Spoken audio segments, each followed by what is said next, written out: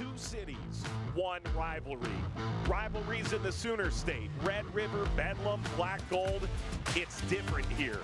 With no love lost between these teams and their fans, they're not going to be smiling at each other. You get the sense of how important tonight's match is. You definitely don't want to lose it to your arch rival.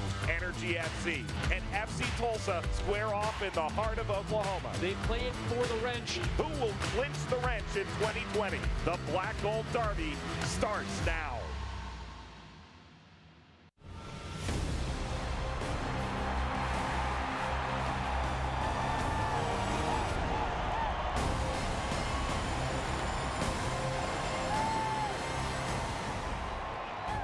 Welcome to the USL Championship on ESPN. Oklahoma City, about 120 miles away from Tulsa. Tonight, the Black Gold Derby takes center stage. It's Energy FC taking on the newly reminted FC Tulsa. With Devin Kerr, Mike Watts on hand. Glad to have you back with us again tonight. A long line of games on ESPN2 and ESPN Deportes to come. Let's tell you why this game matters. Yes, Devin, it's a rivalry, but also it's a part of Group D. Interesting how they've separated everything else, but now 4 groups. Some have 5, some have 4. Group of C seems to be the group of death that everybody's eyes lock on, but do not sleep on Group D. It is wide open. And remember, Black Gold Derby, they have yet to come back. We're going to see that right now. RGV, the only other one in that group that has returned to play. Here is the competition structure for the USL Championships return to play. The 5-sub rule has become common worldwide. 8 regionalized groups. The majority of a team's 16-game schedule occurs within those groups, and there are unbalanced home and road schedules approved by the league, Devin leading to the playoffs. When you look at these two teams, Mike, basically how that's going to break down is they'll play each of their conference opponents 3 times. When you step outside of your group, doesn't matter. You want to be the winner of your group. One's going to play 2 versus 1, A versus B, C versus D, so on and so forth. And guess what? USL Championship Final. There is some regularity in this. Devin, let's dig into this matchup specifically. It's been OKC Energy's really the last 5 years. Tulsa has struggled to really claim the wrench as their own. 4 out of the last 5. The only time, in fact, Mike, they've been able to get into it was that beautiful 2017 season under David Vaudreuil. Now, Michael Insian has stepped in. There is a new vision. There is a new way to go. But in order to get back on track, you got to find a way to get a victory in this derby. It has been one-sided long enough. Devin, let's take a look at the lineups in this affair. OKC Energy brought back about half their roster. And there are some pretty familiar names to Energy fans. Let's start at the top left corner. John Pascarella, the opportunity to step into the reins. You're going to see a switch on this back line. Everything's going to move around. They feel more comfortable. We'll dive into that later. But for me, it's all about the boys in the middle. Look at Vasilovic and Brad Dunwell. Those are the guys that are going to pull the strings for everything. What you have seen for Energy FC in the past is they've been able to stretch the game. They're great with the width, but you have to find a way to control the middle of the field. These two gentlemen are going to be key to victory. Meanwhile, for FC Tulsa, it is year 3 essentially under Michael Insian, second full year as a head coach, and they have the resources to compete now. Their story is a bit different, right? There is a rebrand, there is a retool, but make no mistake about it, they are here to stay. This isn't a Band-Aid. Michael Insian is going to lead from the bench, and rightfully so. He's finally kept a core group of players. He has not made as many signings. He hasn't needed to. They've balanced the outside. Marlon now has Martinez, and Rodrigo da Costa can finally explore the depths of the final third in the way that he wants. Oh, by the way, nice to see you, Dario Suarez. Devin, let's take a look at how we got here. FC Tulsa, the new brand and the new ownership. I think the thing to think about in all this, Mike, is they want to win, and they are all about winning. They aren't in it to just put their name up in and put something on a tax write-off, right? These guys are going after a victory. It is all about figuring out the new ownership group, the front office, the players. They feel like they have packaged this in its entirety so that they can see a championship in the future. There are fans in the stands tonight, about 1,000, maybe 1,500 in the USL Championships return to play. The Black Gold Derby when we come back.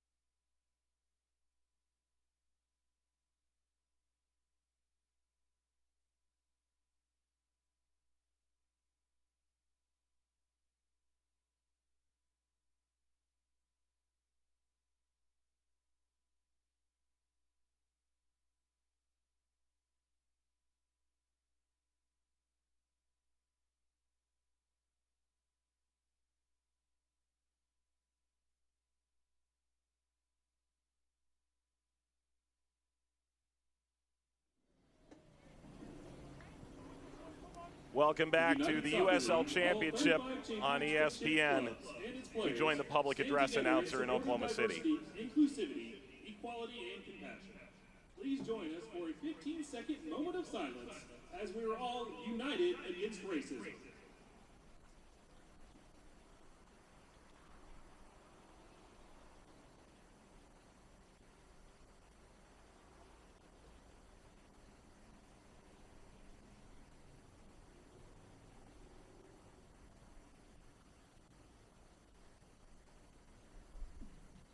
Thank you. Thank you.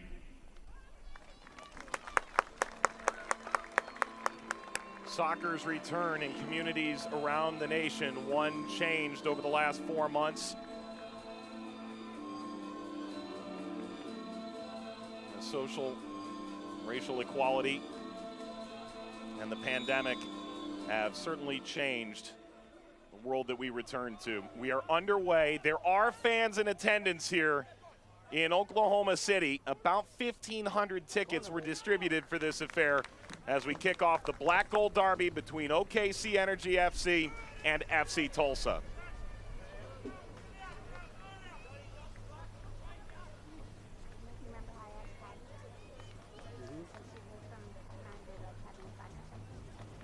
Rafa Garcia,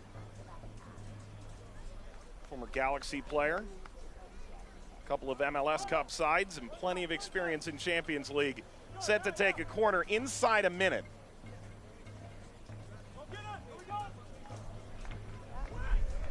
Garcia and the header lifted over and back out.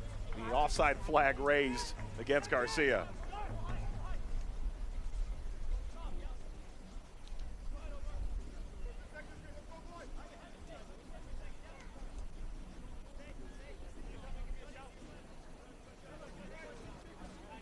Sean Lewis gets the calling goal for FC Tulsa. Devin, the big conversation point, talking with Michael Ensian, be the protagonist. They've made it clear they feel they're 0-0 against OKC Energy. Now they have this new brand, new ownership, plenty of new players, but they know how much this means. Branching off of those comments, Mike, asking him throughout this entire process, how did you feel come the end of the 2019 campaign? Because if you didn't get the opportunity to see him, this team was one of the most highly talked about teams at the start of the season. 6-7 games in, putting together some brilliant football. Unfortunately, that quickly faded off, and they just didn't have the right players to help get the job done. The balance that we talked about in the open, Marlon now there, Rodrigo da Costa on the outside, he has the opportunity. They didn't get that till late in the season, and he said that was probably the key missing link. Now they have the opportunity to play off of each other a bit more, and it's easy to say that, right? I mean, the thought process is always going to be there, but when the depth becomes that much more apparent, the belief by the players, everybody starts to buy in, the coaching staff feels better, and of course the fans enjoy it. Tack on for Tulsa. Threaded ball escapes the byline.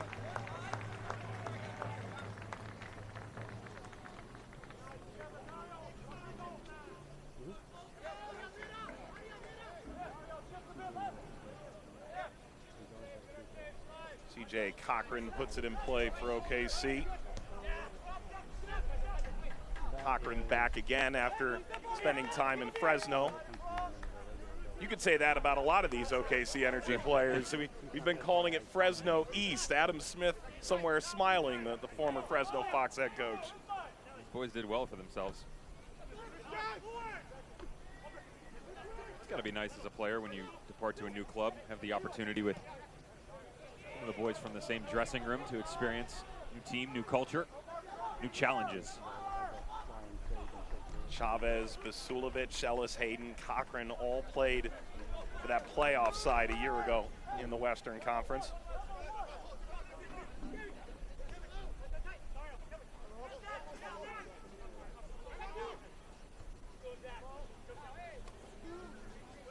Ellis Hayden upfield, knocked out by Kevin Garcia.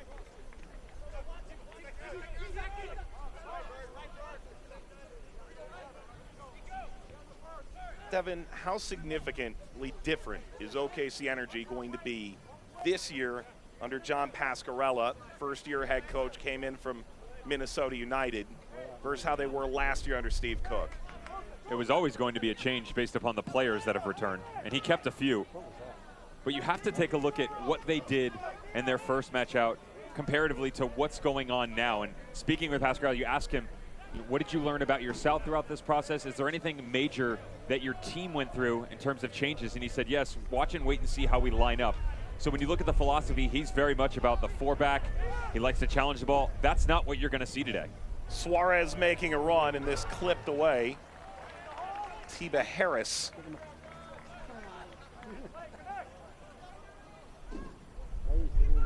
Second ball launched, caught by Cochran. It's a pretty good look at where some of their weak points may or may not be as that gets whipped down into the far side.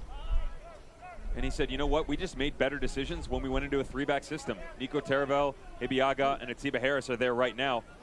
And you start to bring in guys like Kyle Highland, Zach Ellis-Hayden, they'll play the wingback. Now, how that turns out for them is going to be the key question mark. We referenced Dunwell in the middle, Rafa Garcia, and they're going to be able to control a bit more, but are they going to ask the wingbacks to sit and help defensively? Right now, they're pushed pretty high. Look at all the space available down on the wings.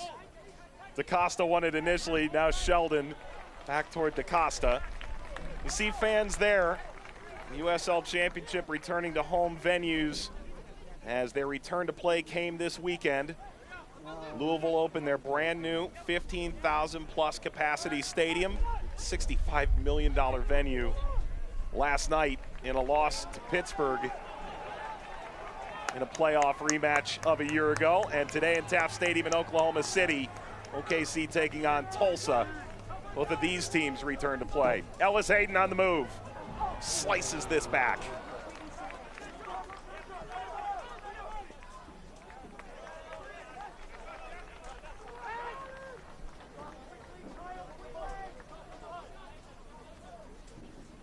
Everybody already trying to make adjustments, Mike.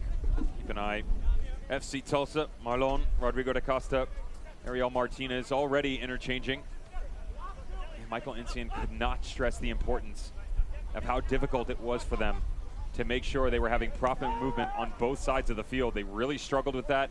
He said they've been training well and is really happy with where these guys are. And sometimes you hear that out of a coach's mouth and think, yeah, okay, that's great. That's real easy for the media. That 100% rings true, not just from run a play. He only made one change since that opening game, and that's in the midfield. Eric Bird comes in, so he obviously liked where they were at the beginning of the year, and regardless of circumstances, feels like they're still ready to go. Bird on the ball there, knocks it wide. DaCosta, what a string puller he can be. Felt like they took a chance on him, and he is paid off handsomely. Way by Atiba Harris.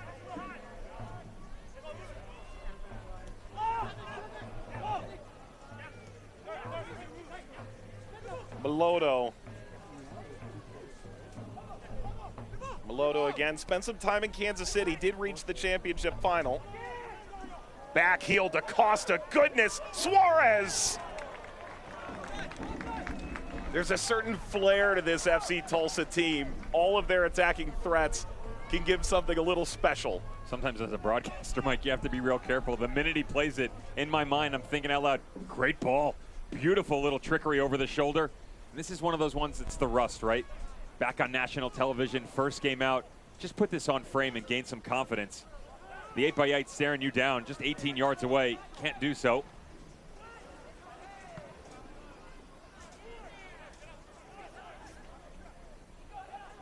Ibiaga bounces through. Dario Suarez chests it aside. Back behind Suarez toward DaCosta. No man's land there for the goalkeeper, and the flag raised. You're seeing Tulsa really express themselves early on.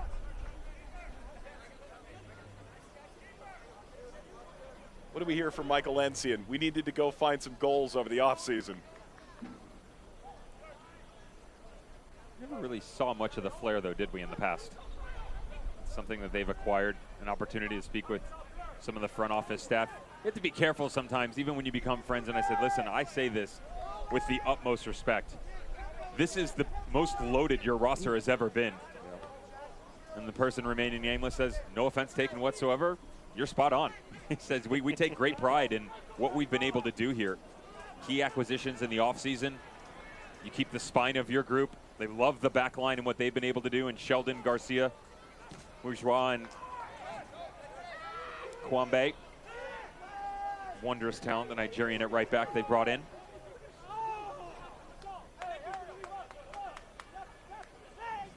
We were told with JW, Ryan, and Kyle Kraft taking over the team back in August that this year's team's roster spend took them from the bottom tier of the league up above the midway point of teams they say quite competitive. Not only were they able to keep top tier talents, which in years past they had not, one step further they added plenty of new talent. The Frenchman Taravel goes through the challenge.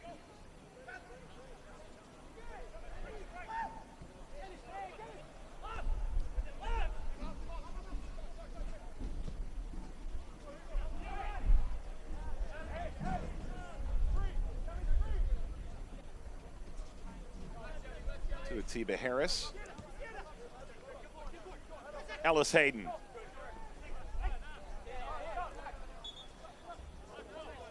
Since 1947, Select has been the leader in soccer ball quality and innovation. Select, the official ball supplier of the USL Championship.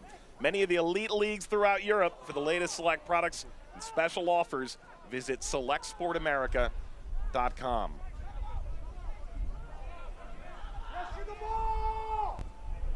Costa starting to make his move. Suarez showing for the ball. Melodo. Highland clips upfield. How quickly can Oklahoma City get the other way? Good sprint here to win it. Oh man, terrible first touch. Away from Basulovic. Ellis Hayden.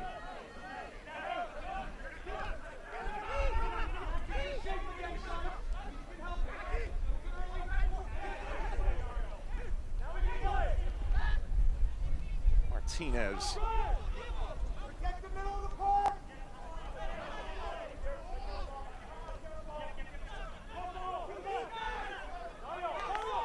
Marlon. Good ball through. Harris on the slide.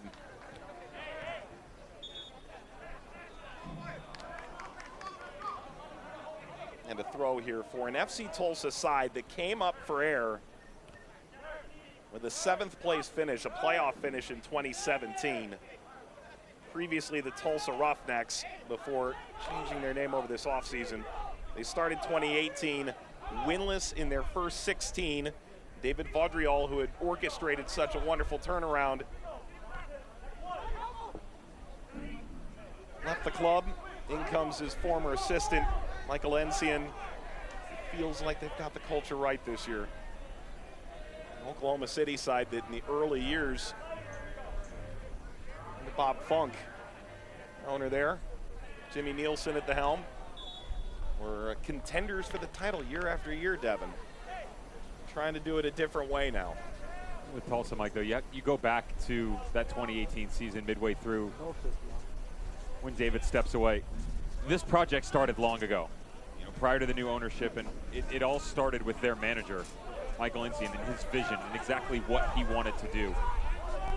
At that point in time, most of his experience was at the youth level. You took a look at director of coaching for Tulsa Soccer Club. He actually founded the Tulsa Soccer Academy. Now, that was a full-time elite training program for the youth players and heavily involved with Oklahoma ODP. They knew a long time ago that he was the one to lead them. But how were they going to get there?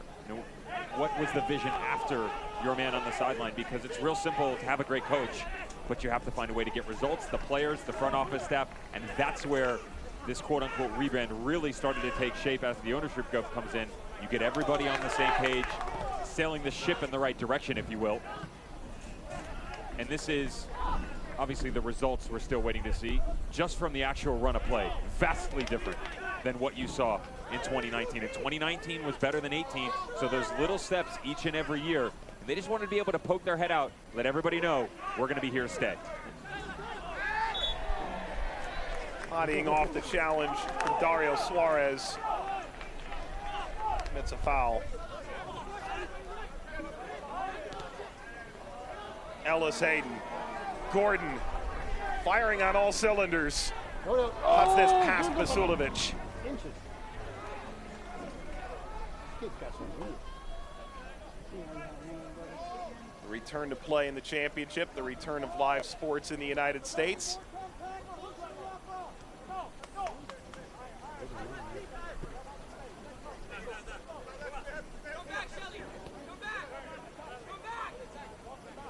Stadium with about 7,500 capacity. On the day, it'll hold shy of 1,500.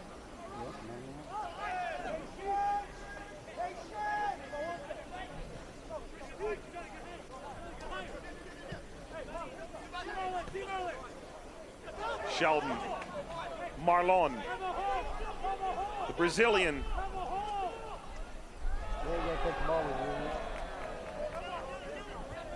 Sheldon brought down inside the area. Left back for Bird.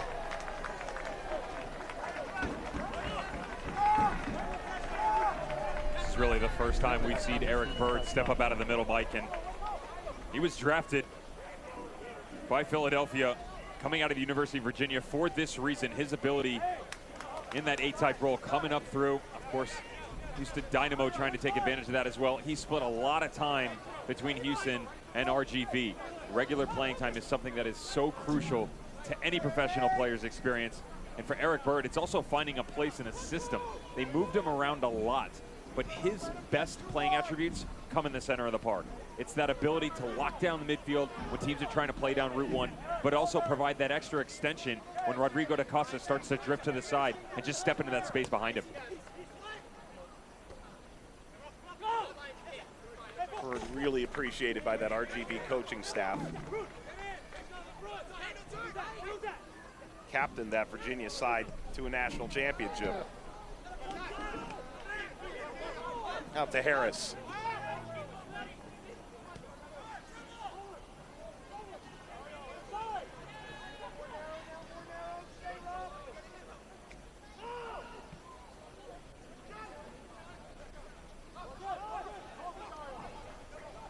Runs away from Da Costa.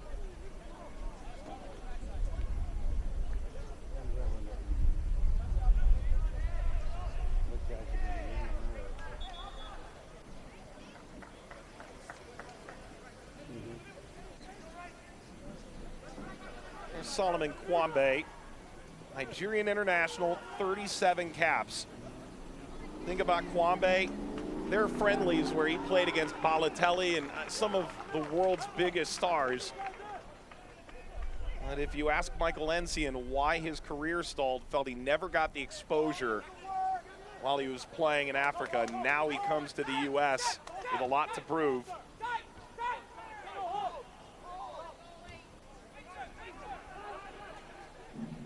A lot of those stories floating around, unfortunately.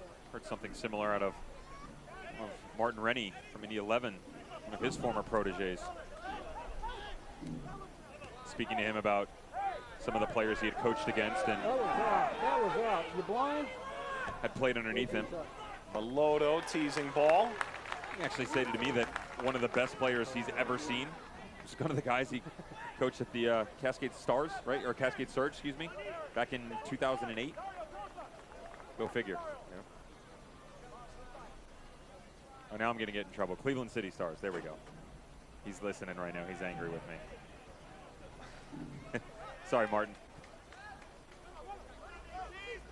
I'm from Cleveland, Dev. Come on. Yeah, I mean, you didn't jump on me, so.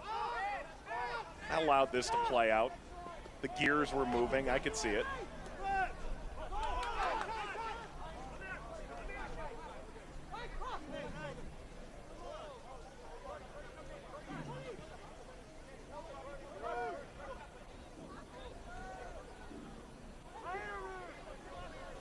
Ibiaga on the ball for Oklahoma City Energy, the home side in what's been termed the Black Gold Derby. 5 years in which the wrench has stayed in Oklahoma City 4 times. Season-long series. Take one of the most unique trophies in American sport. I like the press.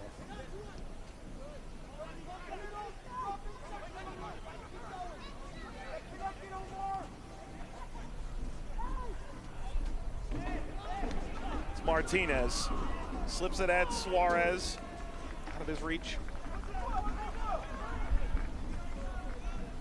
Devin, you referenced Michael Ensian's background working with younger players in the Tulsa area. He is from Tulsa. You think about Oklahoma City, some of the young players that they've tried to latch onto. In the past, they've had a close relationship with those in Kansas City and working with some of the players there. You think about what the USL's new academy system looks like in the state of Oklahoma, could drastically change the landscape of a young player trying to reach a professional dream. Still have very fond memories of being knocked out of the national championships in the U19s from the Oklahoma team. Appreciate that, Michael Ensian. Got a lot of love for the coach. It's one former Dayton Flyer. He's really passionate, isn't he? Talks about his time in the offseason going over. A lot of love for the game in Portugal. Admires a lot of the coaches there. Scouting in Africa on a regular basis, starting to see that matriculate into his squad. He finally has the ability to do so with the backing they've acquired.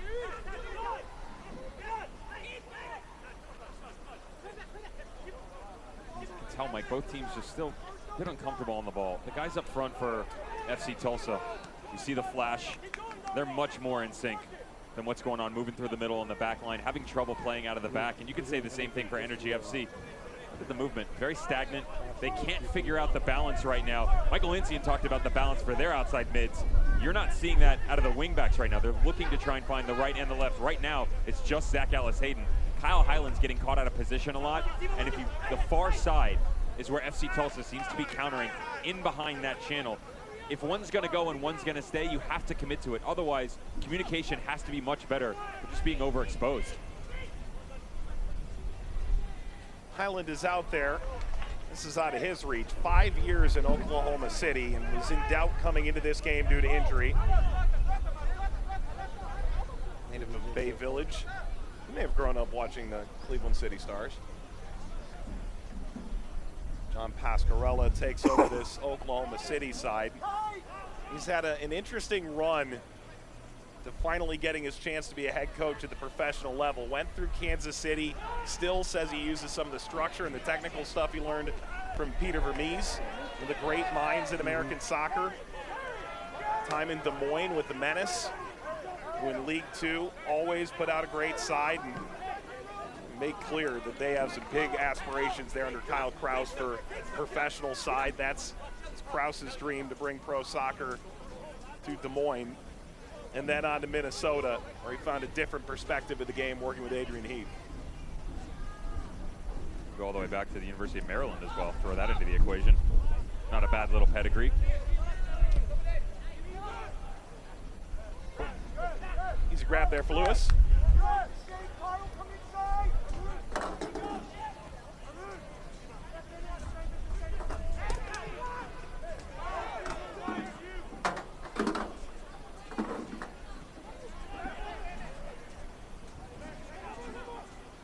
Bird pivots, Meloto.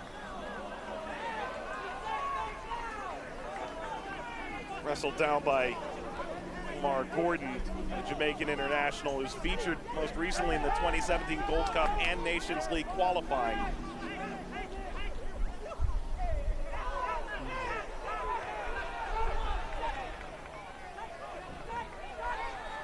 Bird steps in, Tulsa foul.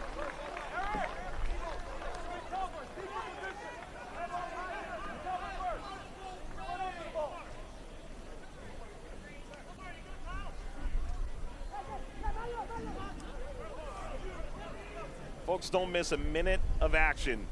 The USL Championships return to play in 2020. Sign up today. Get alerts all year long by following your club on ESPN.com.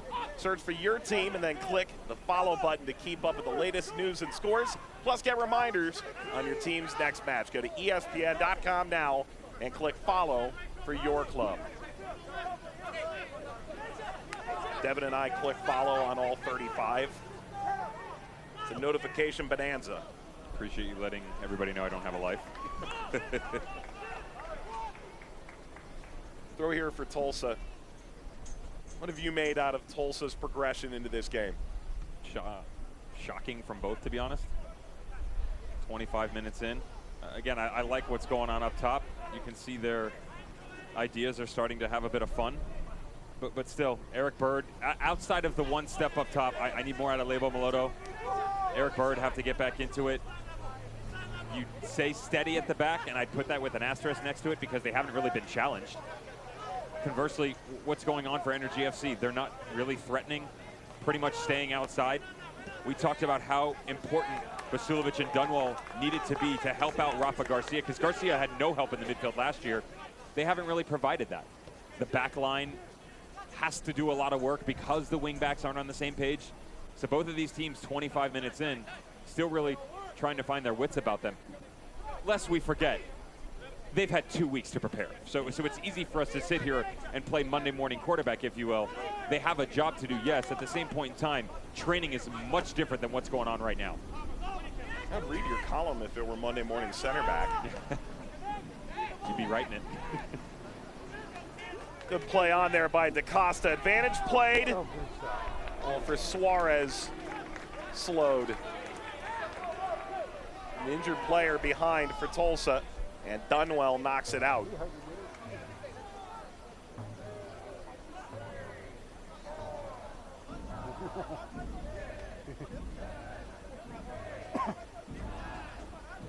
Costa back to his feet. NAIA All-American. Felt like the native of Rio de Janeiro, left-footed center mid, which they called a unicorn in practice. Was the missing piece for them a year ago when they really started to get the offense chugging. You dig into his background and really go deep. Prior to the run in 2019, you know what team he was a part of? Florida Soccer Soldiers. Figure that one out. Their Open Cup run in 19. And he's part of that. Of course, the amateur team coming out of South Florida. Kind of guy that you turn on a game to watch. He has that quality to him. He was just asked to do too much last year. Now with the pieces around him, they're just hoping that load can be shared. Again, it's a work in progress for everybody at this point in time.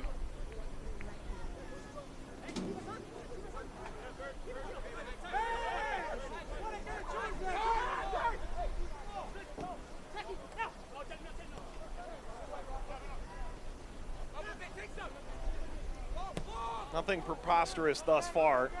Scoreless as the sun begins to set in Oklahoma. The Black Gold Derby, part of the USL Championships, return to play here on ESPN. Taft Stadium hosting about 1,500 fans. As the USL has chosen to return to home venues, both in the championship and USL League One, set to kick off in a week's time.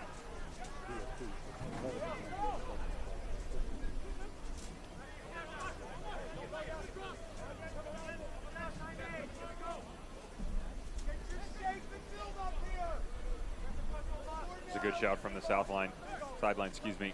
Energy FC talking about the shape for the buildup, and where's the ambition right now? Right now, left to right, just rotated all the way back around. Brad Dunwell standing in the middle. You come all the way back outside. Ellis Hayden on the line.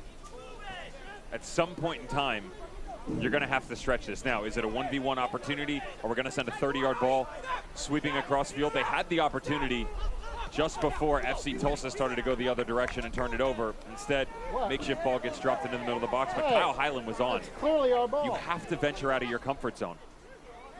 You are so...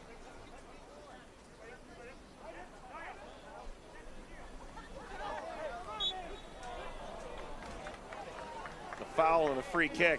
Tulsa to work with. Tell him, coach.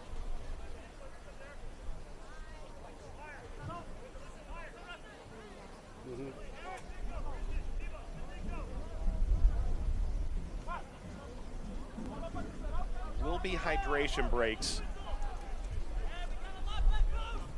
as the summer heat playing a role with the sun setting here. Costa and Melodo standing over the ball. It's Melodo, excellent ball punched away by Cochran. And then the follow over by Martinez. Beautiful ball whipped in here, Mike, into traffic. Well done by the goalkeeper, though, C.J. Cochran. Adam Smith at Fresno went and got him. He said he was the #1 priority in the offseason. You heard similar sentiments out of former goalkeeper coach John Pascarella, and this is why. Watch the confidence coming all the way off the line.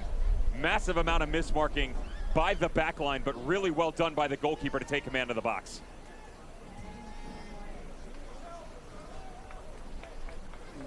So a hydration break in Oklahoma City, and this FC Tulsa side has shown the flash and the excitement we've been looking for. Devin, it's been a long build since new ownership came in August until we've reached now. We've alluded to some of that in the past, how Michael Insian comes in 18, and the transition from the assistant to the head coach. Okay, in the offseason, what are you going to do? 14 new acquisitions coming in to the 2019 season, so you build on that. Quality start, only 3 losses in their opening 12 matches, but they couldn't finish. You know, they were decent on the back line. They gained confidence as the season went on, so he creates a great spine and core group of players. You go recruit in the offseason, only 8 new. Some fans are sitting at home going, "What, I don't get a shiny new penny?" No, because you've already stocked everything that you need in the bank. That will continue to have a snowball effect. So in 2021, expect that number to drop once again.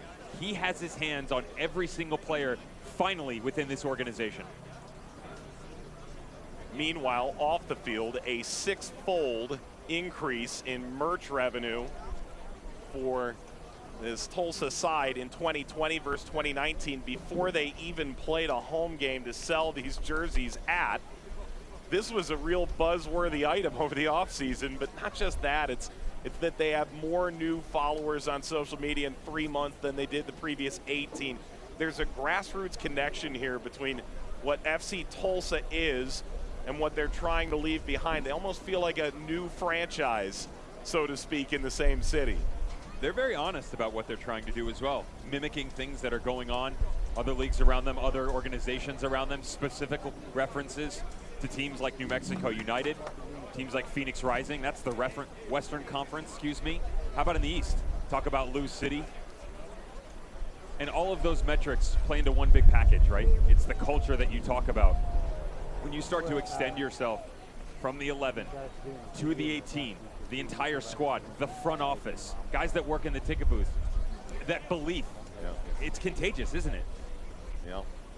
And you think about the future for this group, they're talking, I think internally, they'd love to have a venue to call their own. You look around the USL Championship and League One as it stands, and you're talking $1 billion committed to stadium development in 10+ communities, I think would be the way to describe it right now. One would imagine things to come. This Tulsa group has such tremendous expectation going forward.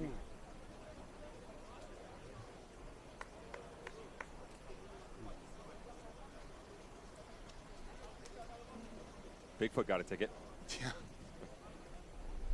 Must have checked his email inbox. I got to do that more often. That's a different kind of mask, isn't it? Yes.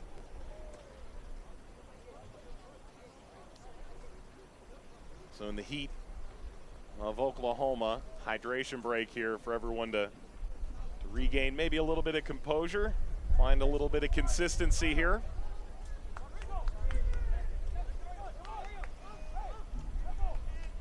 Get the feeling Tulsa also wants to be a player, not just on the championship level, but the USL Academy model leads you to believe based on Ensian's background. And they do have Kieran Winters, a guy who was coached in youth soccer by Ensian, won 3 state titles there. He's not with the club for this game, however, signed now to an academy contract to the professional roster. But he's precisely the kind of player that Tulsa's going to try and develop in years to come. And they pointed to the success of Orange County as what they want to be able to follow in as this rolls all the way through.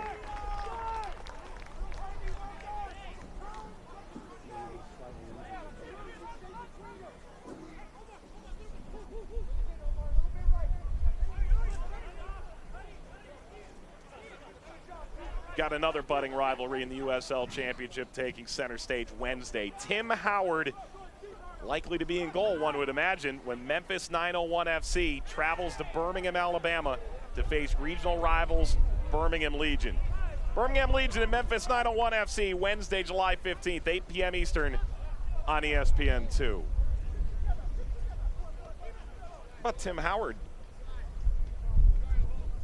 Sporting director, thought he'd add another role. He's back between the sticks. He's in there. Landon Donovan threw his name literally into the hat. Well, as an owner, but he's not playing striker for San Diego. Now, though, still, yeah, it's a different position on the field. Sprinting run by Martinez. Martinez lays it back to the penalty spot. This blasted away. Some last-ditch defending there by Garcia.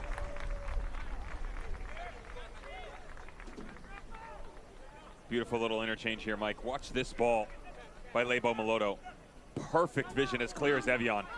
And then Martinez. You think this tackle actually leaves his feet. Ibiaga, fortuitous bounce going the other direction. And look, let's apply this pressure a bit more right now if you're FC Tulsa. 10 minutes to go. Turn things up. Coming right out of that water break. Use that to your advantage. We've referenced in some other games about how, okay, the coaches have gone after the 5 subs. Let's go after that water break. Quick little communication. Let's talk tactics. And let's go after these guys.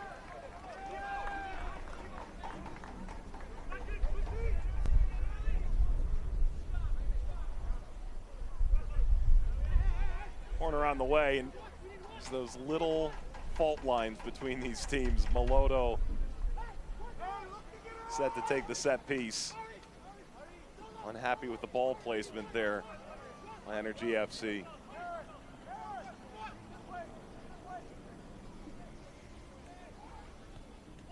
It's Maloto. And blasted from range into the grid.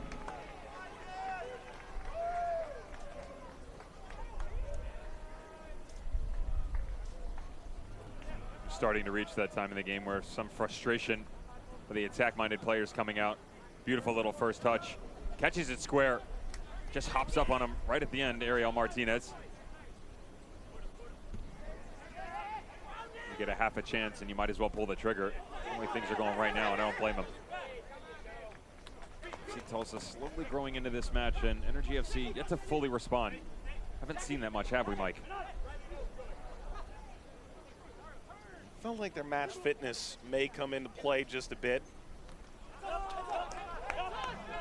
Following all the protocols of local officials' discretion, not only for fans being allowed in venues, but also for when you were able to go back to small group training, and then eventually the league lifting the moratorium on full team training a couple of weeks ago. I admire John Pascarella for being honest about that. Said, you know, we're really still about a week away from being match fit and ready. Close but not fully there, and the other side of that coin would be so is everybody else. So the adjustments are going to have to be made. You know, forget the water break, forget the subs. How about tactically? Backline struggling a little bit.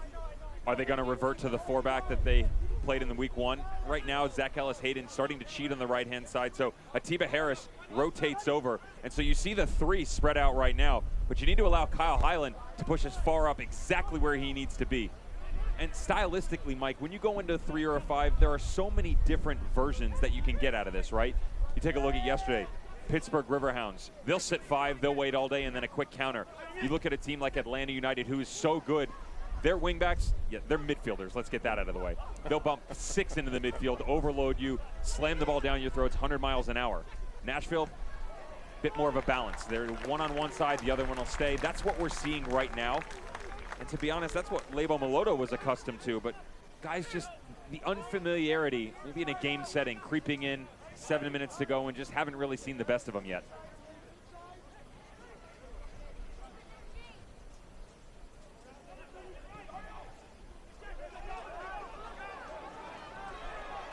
Maybe a chance here for Tulsa, powering forward and stymied right at the edge of the 18-yard box. Dario Suarez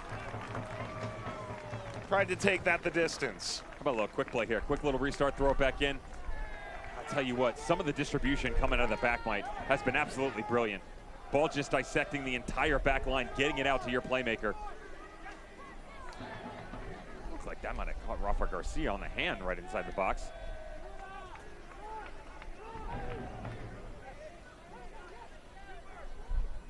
So perhaps Oklahoma City's gotten away with one here.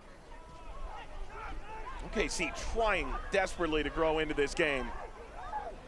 Ellis Hayden wants it wide. There's the ball. Looks to send the service in front. Oklahoma City scores. OKC's first goal of the restart. Jaime Chavez.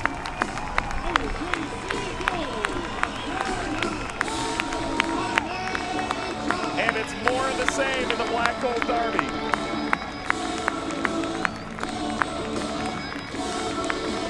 Not his first touch, Mike, but it is darn close. He has not had a lot to do.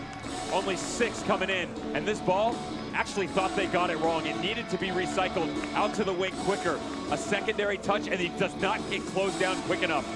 The back line of FC Tulsa has been pretty steady so far, but that man right there, Jaime Chavez, time and time again in 2019 at Fresno, the Foxes found a way to get the ball out in front of him. He made a million backlines pay. He does it once again. Well, you know who usually got the ball to him.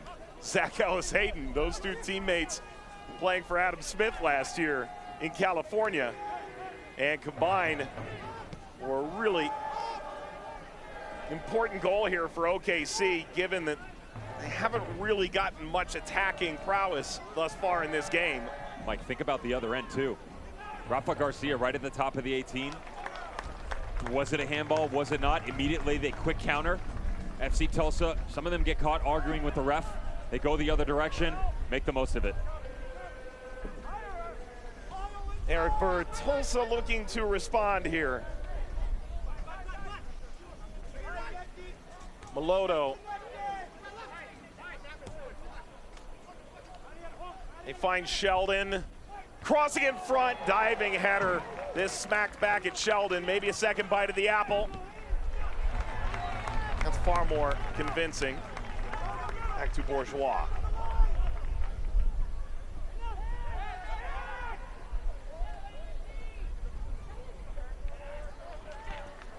Garcia.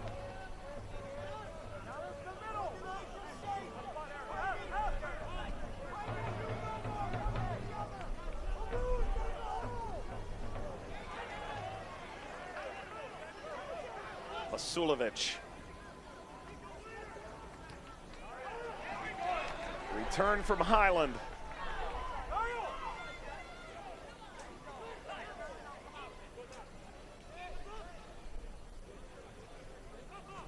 .43rd minute here, coming up at halftime. We will take a look at the future of soccer in Oklahoma City. They have a brilliant stadium plan, and we'll show you what that looks like, show you the highlights from Louisville.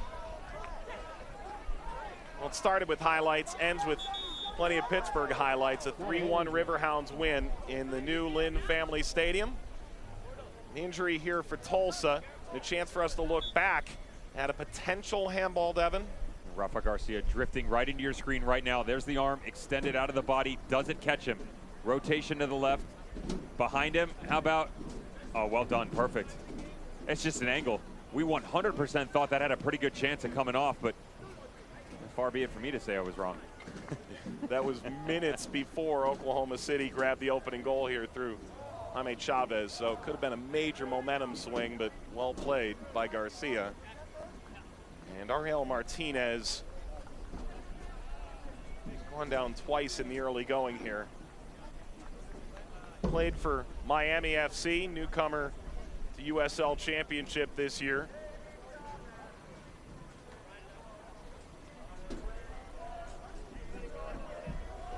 Cuban, who's played 54 times for the national team, chose to defect at the CONCACAF Gold Cup in 2015. Joined Charleston, didn't feature for the side. Joined Miami FC and stuck around for 4 years.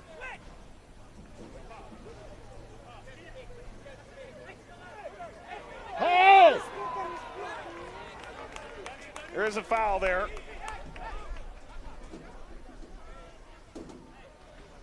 Rafa Garcia, just calm this down right now. Beautiful distribution from set pieces in the pass by Rafa Garcia. You've got the height, time's on your side in the lead, most importantly. Bring up those big center backs, allow Atiba Harris, Ibiaga to set themselves in everything you've discussed in the past 2.5 weeks on the training ground. And a quick little pick for each other, get them in the open. Driven ball.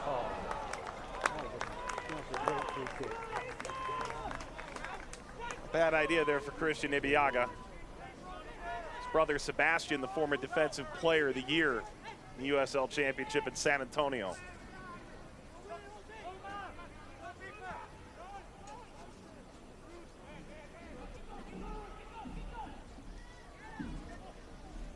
Melodo comes right to Garcia. Dancing through traffic. Went down a bit too easily for the referee's liking, and now Martinez off to the races. Martinez delivers back post, sliding effort. Then a crash behind. That's Nico Taravel going into the boards, Mike, trying to play catch-up. Watch this ball. Beautifully placed. The only person that can get to it is the back post run. Ariel Martinez coming all the way through. Marlon, well done. This is where they've been at their best in the first half. The two outside playmakers have been fantastic now.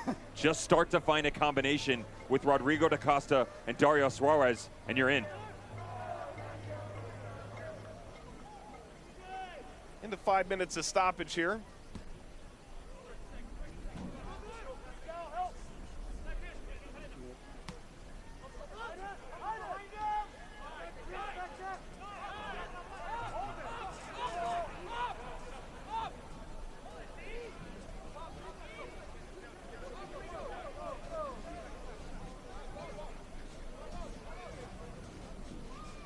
Feels so appropriate in this game right now around the world with the restarts we've seen back. Teams that haven't necessarily performed at their best and somehow end up on the positive side of the score sheet, right?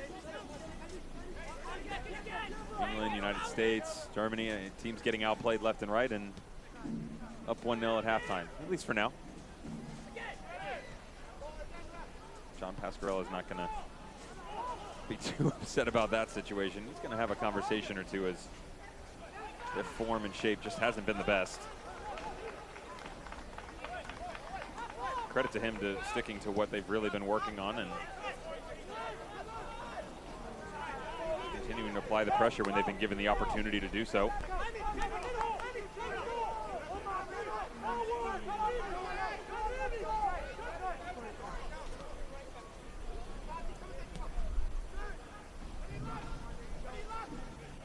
It's Eric Bird.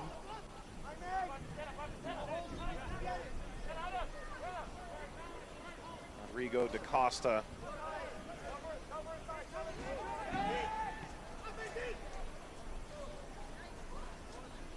Da Costa comes to Bird.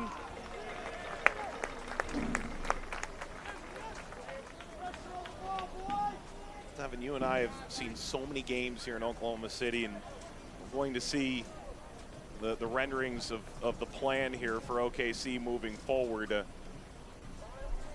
About a $37 million budget for a multi-purpose stadium, and a city believed to be the only top 50 city in the country without access to a suitable outdoor event multi-purpose stadium.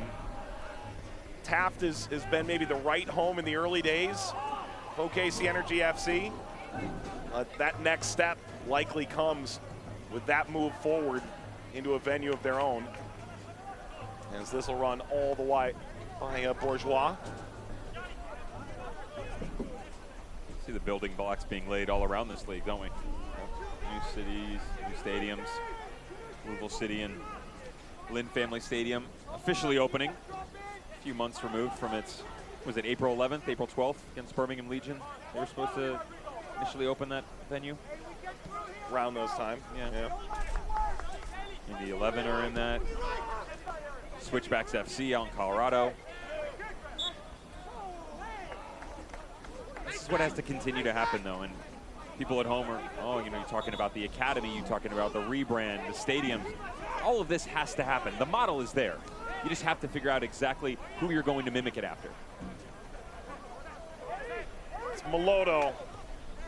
Meloto got the cross, headed down, chance in! Tulsa equalizes, final minute of the first half. Rodrigo da Costa.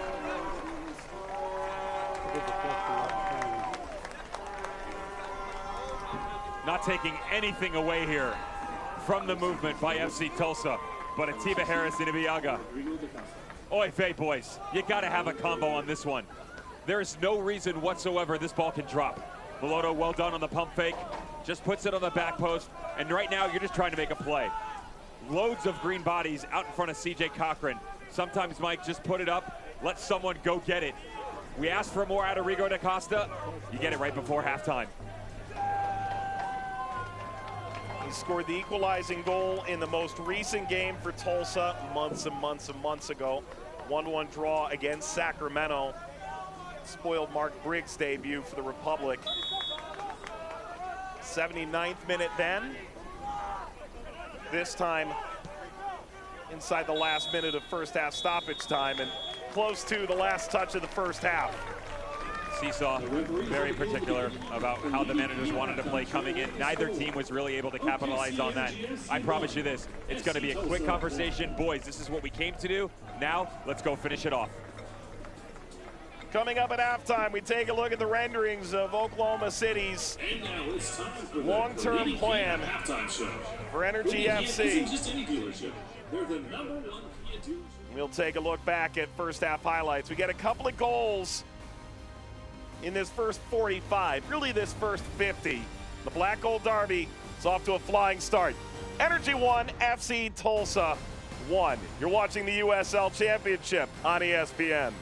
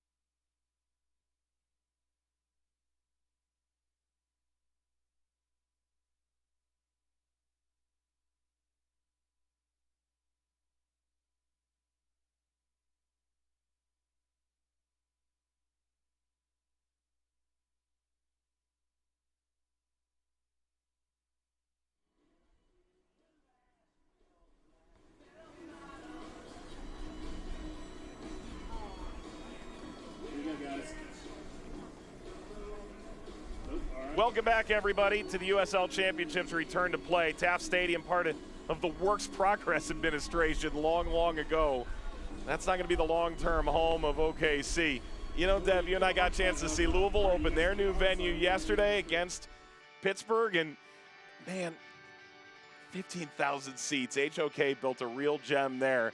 Speedy Williams scores the first goal in the new venue for Lou City. After that, Bob Lilly's side took over. This was scripted to perfection for about 25 or so minutes, Mike. Speedy Williams, 18th minute, coming off a Corbin bone. Lovely little finish, but from there, it's Bob Lilly. He finds ways to win. He does it in Louisville, too. 3-1-1 all-time at Louisville, so he understands how to do it on the road against John Hackworth, Jordan Dover in the 45th, Robbie Mertz right after the restart in the 46th, and Velarde in the 51st. 3-1 Riverhounds. Well, they welcome just shy of 5,000 into this venue in the Butchertown neighborhood of Louisville, termed Lynn Family Stadium. Gorgeous venue, Devin. Everything under the sun and then some. You and I have had the opportunity to tour it from ground level, literally like this. Beautiful press box up on the right-hand corner, futsal courts just outside the Jumbotron, bar for fans to enjoy. What more could you ask for?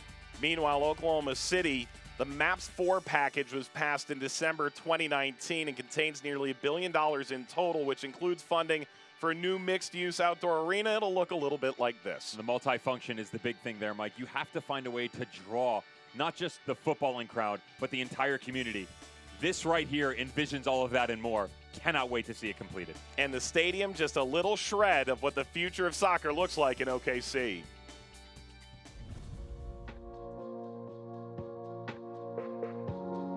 Until recently, many youth soccer clubs in the U.S. existed independently from senior teams at both the professional and amateur levels. Many soccer communities didn't even have a local senior team their youth players could aspire towards. As the USL continues to grow and bring more senior teams to communities across the country, the USL Academy platform will build a bridge between youth and professional soccer. By driving collaboration between the local youth network and USL senior team, partnerships are formed, allowing for all organizations to work together in the best interest of long-term player development. Once that pathway is established, USL clubs will be able to field a reserve team, providing the top local high school age players a direct roadmap into the championship, League 1 or League 2 through participation in the new USL Academy League. For more information, visit usl-academy.com.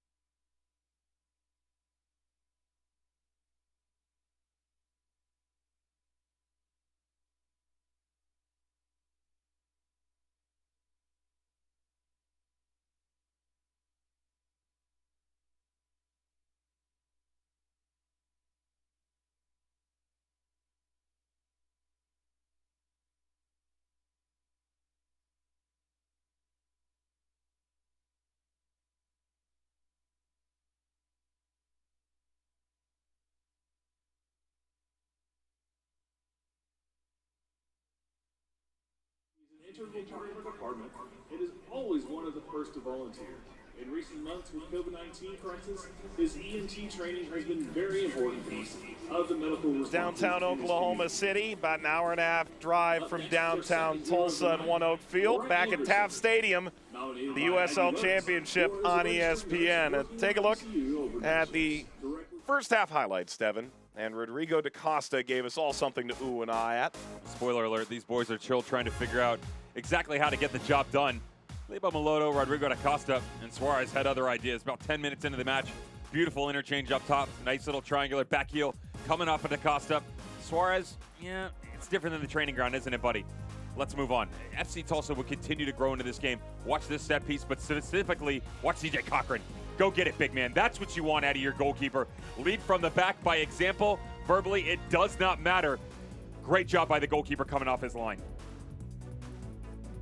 Lifted over by Martinez in the end, and then skip forward to the 40th minute. Ball by Ellis Hayden. And Chavez, who scored a dozen goals last year, bags one here. Energy FC had been lacking, Mike, in some of the balance on the width. That wasn't because of Zach Ellis Hayden. Zach Ellis Hayden has been playing a high line the entire time. You get the ball out in front of him, he'll put it on a platter for you. That's exactly what happens in Jaime Chavez. You think, okay, Energy FC getting back into this, right? Here comes FC Tulsa. Rodrigo DaCosta, your playmaker. You said find him in the middle of the field, get him more involved. You liked what you saw out of Marlon. You liked what you saw out of Ariel Martinez. Just the two boys up top to help you get onto the score sheet. DaCosta, shocking. It's not the left foot. It's close enough.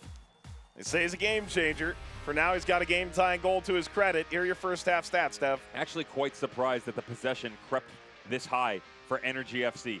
Shots, it's nothing. The 3 on target, obviously the one is going to come from Jaime Chavez on his goal in the 40th minute.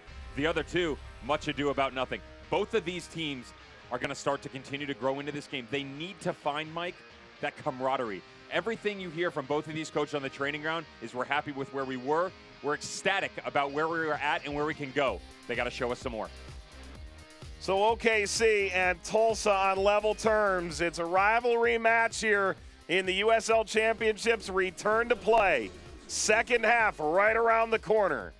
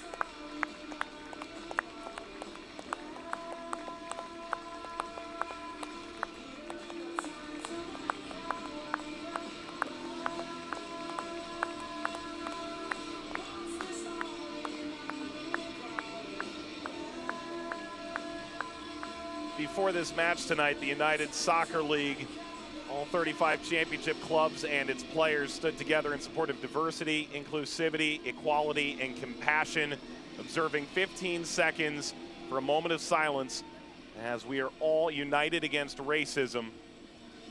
At halftime across the country, healthcare heroes working every day on the front lines to fight against COVID-19, and the fans in attendance shared a 15-second round of applause for them. And our continued thanks and appreciation to those across this land who help keep us safe and healthy. Underway in the second half of play between OKC and Tulsa. First game back for both these sides. Just shy of 1,500 fans at Taft Stadium in Oklahoma City. Cordell Cato comes on at halftime. Omar Gordon comes out. Devin, the numbers for Gordon not all that eye-popping in the first half. It's an easy decision for John Pascarella. And he has the luxury of having all these attack-minded players up top, but you just didn't get enough out of Gordon. You and I were looking through the stat sheet. Said he touched the ball almost 20 times. I couldn't even tell you there were 5 of them that I remember.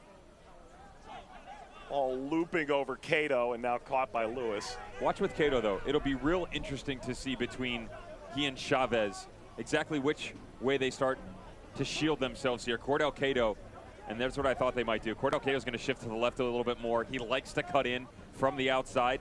That'll allow Chavez to still be the point man up top. He can play off of his right foot. Vasilovic can come through. It also gives a bit more balance on the left, Mike, because Kyle Hyland was struggling over there.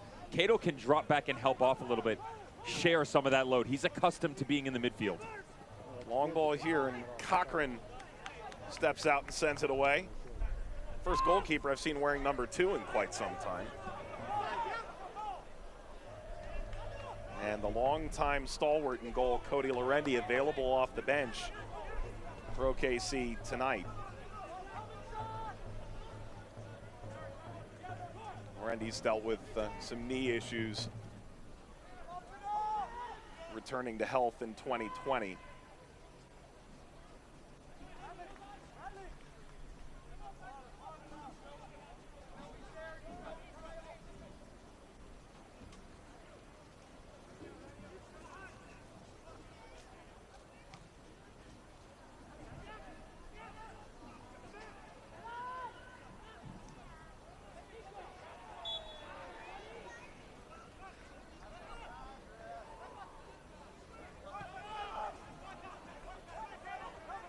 Quick restart. Highland the target. Kwambe pokes it out.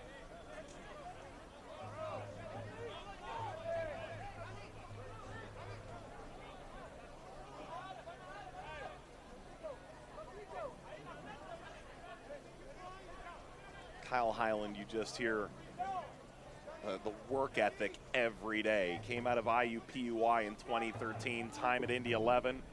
So left back, has played as a left back and a wing back here. Occasionally some midfield too in Oklahoma City. All lifted up, Oklahoma City trying to regain a lead here. DaCosta, Suarez. Get Tulsa race out the other way. All for Marlon. Out of his reach.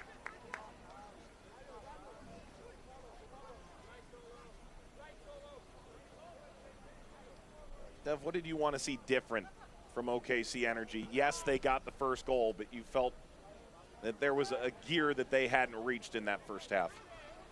Lacking in the middle of the park. Still waiting for Arun Vasilovic to poke his head out. Brad Dunwell.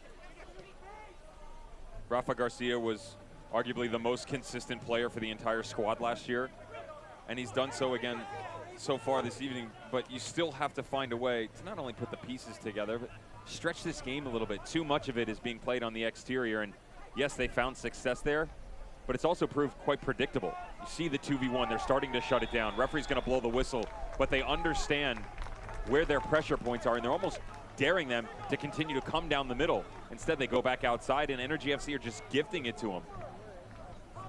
Ellis Hayden tripped up, free kick, Oklahoma City. If John Pascarella doesn't start seeing more out of his midfield in the next 10 minutes, he'll make a change. that was maybe the big talking point between you two, watching film from last year leading into this year. I felt like they brought in 5 or 6 guys with different qualities. Rafa Garcia, one of the keys to this Energy FC midfield, has reconstructed. Lines this ball. Sun wasn't an issue for the goalkeeper from that side.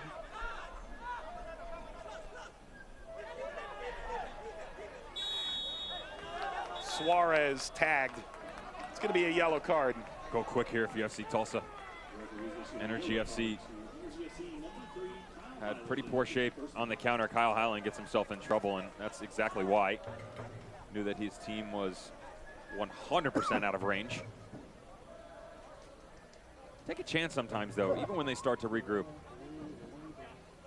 Put it down, play, have some fun. Worst case scenario, you restart the game and cycle back the other direction. You don't have to knock a 40-yard ball the other side of the field.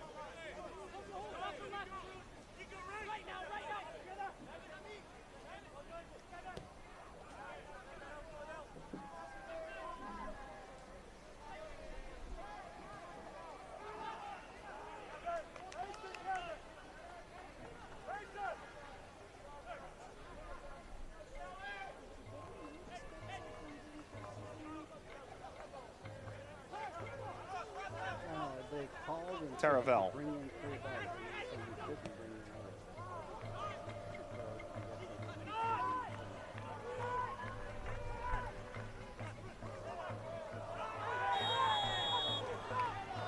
Well, there's a card coming for this. Marlon.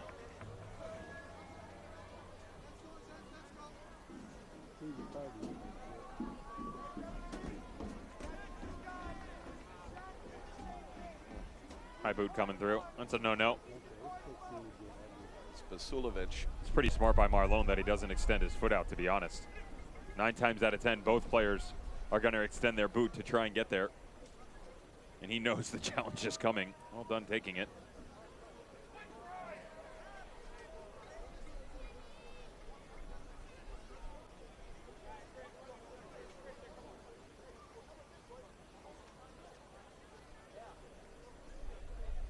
Good show there between those two. Referees issued a yellow card to OKC and GFC's Sulovic shown a yellow. in the 53rd minute. Arun Sulovic, an interesting case. Came out of Georgetown, Big East Rookie of the Year, spent time in the Red Bull under-23s, ends up playing for Red Bull 2, really successful there. Was attracted to Fresno because of those attractive technical gifts that he has. Homegrown signee there. And the native of New York City has made his way into Oklahoma City, where it feels like he'd be a really logical fit here. Quality footwork, great playmaking ability. Excellent vision as well, Mike. And the broken leg last year really threw him off, and you and I kind of felt like that was going to be a special piece for Adam Smith. Unfortunately, you know, life had other plans. Just has yet to really settle in so far tonight. Meloto feeds the channel.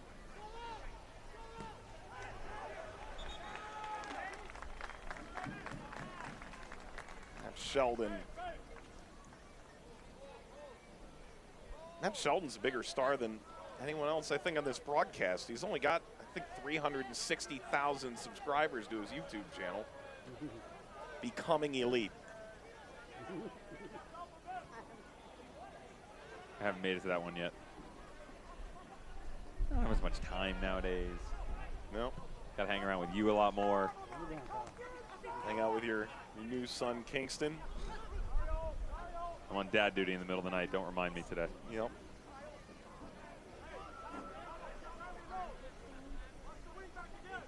Still get to spend time with you. Grateful for that. Yeah. You're not, but Cahill plays back. Attempt there at the combination play. Sulovic continues. Floats out the other side. Highland on the run.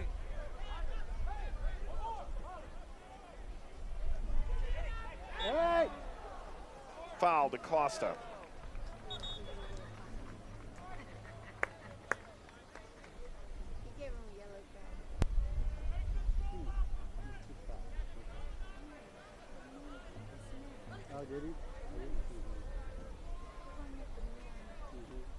Kwambe pops back up. Father Time's been very kind to Rafa Garcia. Last year, just I caught a pop for everything. Kyle Highland and Kwambe tangling up. It just seems like every single time he steps on, he's got such command of the field, and the touch he had moments ago. I think people look at the challenge in the middle of the field and they think, okay, it's a foul, but his ability one time bring it away from the danger area back towards the back line. He could have stepped onto it. Any one of the center backs could have stepped up in. It's the little things that you notice that make this game so simplistic on your teammates around you that, to be honest, go undervalued by a lot of people nowadays.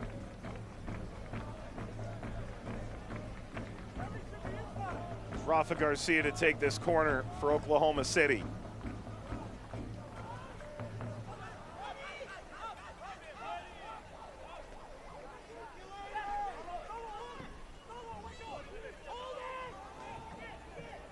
Skip off the turf, helpful here for Oklahoma City.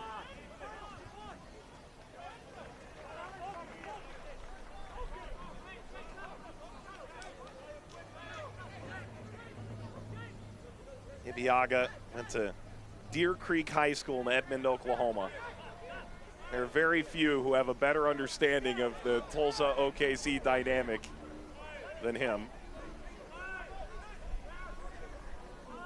As Kwambe drops in and picked up that knock a moment ago. Highland.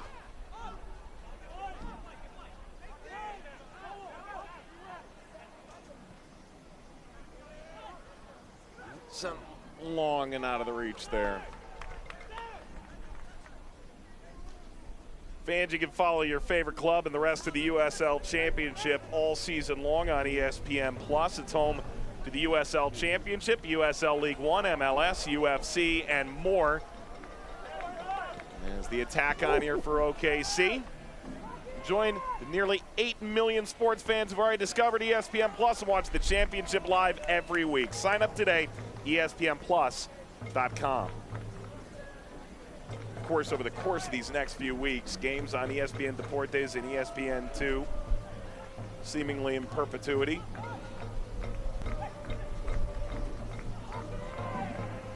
Be back with you again on Wednesday. The reach of this beautiful sport, and specifically the USL Championship, one of the silver linings we've been able to wrap our thoughts around over the past couple days, Mike. Exposure for the league. Question. Like new peaks every single year, right? Continued growth all around. No shortage of that on the national TV level. See a couple of teams last year that made their debut into professional soccer. Memphis, Birmingham, Wednesday, 8 p.m. Eastern on ESPN2. A little surprising to me that this was FC Tulsa's first televised match nationally. Ever. Shocked. Well, they looked the part.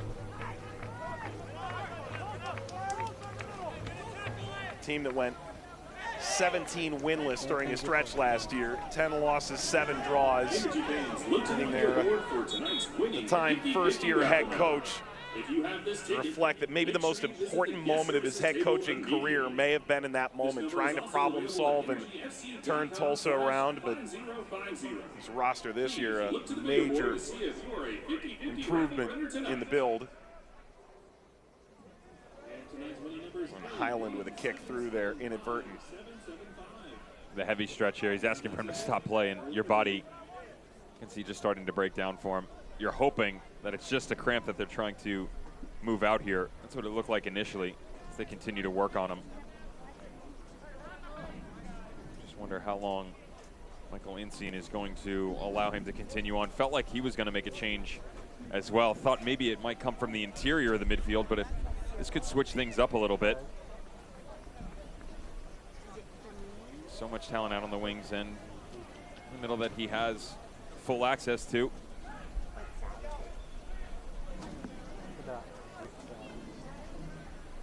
Marlon back to his feet. Really solid professional in Brazil. Signed in August. and in 9 starts had 5 goals and 3 assists as that attacking, playmaking threat. Electric player. The team won 4 of those 9 games and drew a pair more. You see Michael Ency in there. He talked about the last 4 months being really fatiguing for him.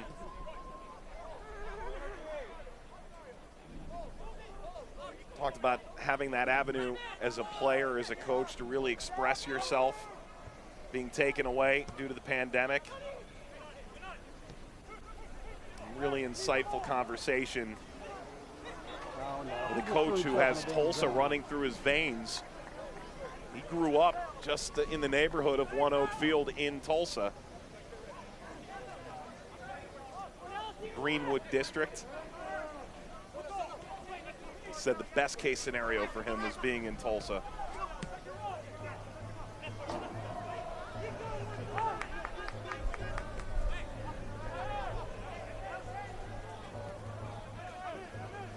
His side equalized in the final minute of stoppage time in the first half. After Jaime Chavez scored in the 40th, Rodrigo da Costa responded. As the USL Championship playing, about 1,500 fans in the bleachers. Taft Stadium in Oklahoma City for the most heated soccer rivalry in this neck of the woods. Ball all the way across and a fingertip to that from Cochran. As this black gold derby could have a really entertaining final 30 minutes or so.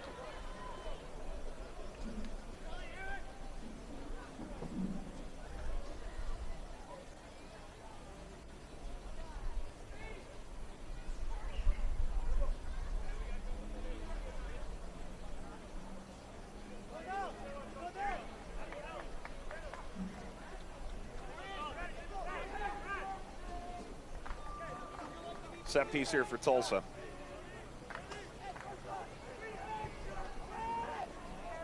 Cochran again. Kwambe floats toward Bourgeois. Muffed clearance, that's a bit better. Cato couldn't turn on it, steps in a second time. Off the Costa. Let's hit a runner, let's hit a runner. Try to continue the attack. Now, OKC. Slow motion counter. Look to the video board for tonight's winning 50-50 wrap-around.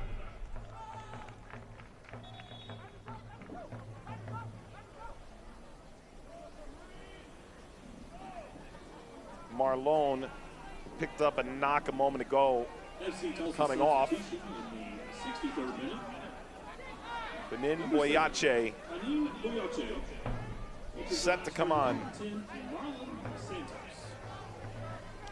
Pretty similar move here by Panin. They were actually locked in a heated battle during training all this week, Mike, and this is one of the question marks coming in. Would Marlon make it into the 11? He just seems tired. Body's breaking down, exhausted, cramping left and right. 65 minutes. Finally break into one of those now 5 available based upon the new IFAB rules. Substitutes available. Does force the hand of Michael Ency in a little bit here on the road. Obviously a point at any point in time on the road is great, but for me it comes down to scheduling for them, and you just kind of got to get through it. Don't necessarily have the easiest start. They start 4 away from home, but they finish strong, 8 out of 11. And the fact that everybody else in Group D hasn't exactly gotten off to the best of starts. RGV struggled in their first match day all the way back in March to Los Dos. It's a 5-1 drubbing, and then dropped another one over the weekend. As we mentioned, Austin Bold and San Antonio FC have yet to return to play. They'll get back at it this week. Garcia slides in. Referee allows play to continue.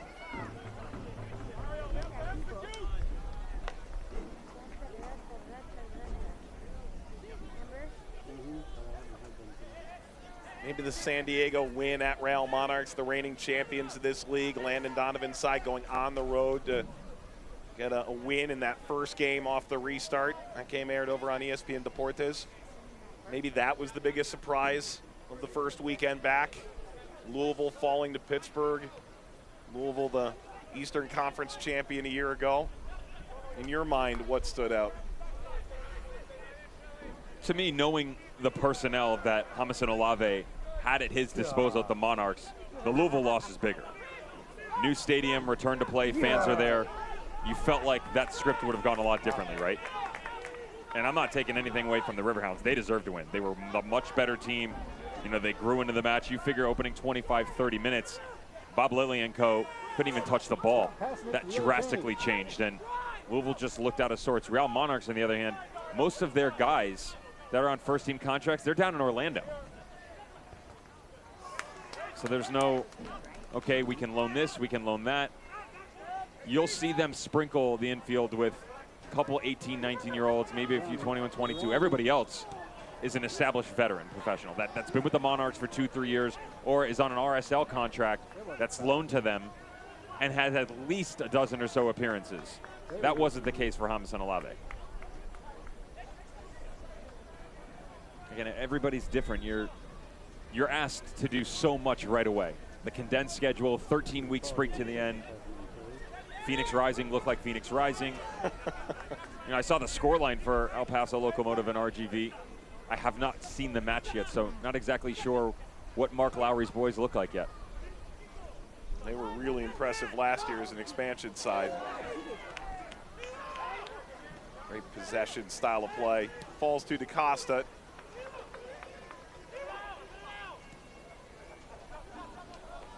Lodo, Kwambe.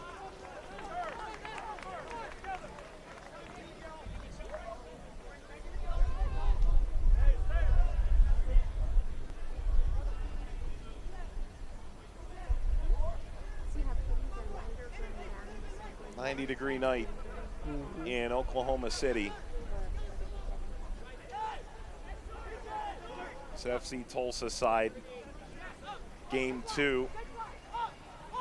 They feel is a rebirth.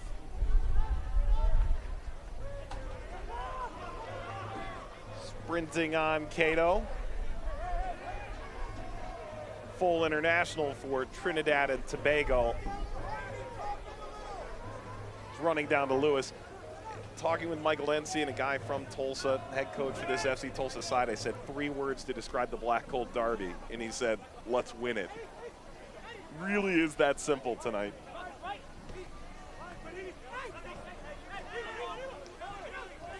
There's something to be said for being laid off for 4 months, coming back and facing your fiercest rival. The transitions are just too slow right now, Mike. They have the right idea. Just 2, 3, 4 touches that are so unnecessary. Release it sooner. Everything starts to close down that much faster, and that's exactly what's going on for FC Tulsa. Loads of room on the left-hand side. You go down right through the center. Everything has been condensed by Energy FC and trying to bring it back around. Just pick it up. Quick 1-2 touches, keep the ball moving.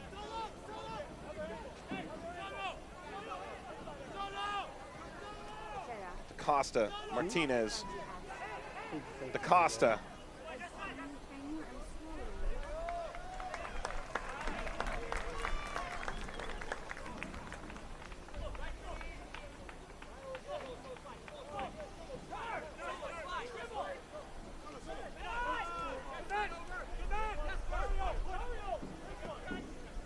And who is that team? Tulsa signed it with a win here. Perhaps just their 4th win in 5+ seasons against their in-state rival. Bird gets the return, tries to play with Boyache. That got up, hit the bicep. The Bird. Well, the wing, I suppose.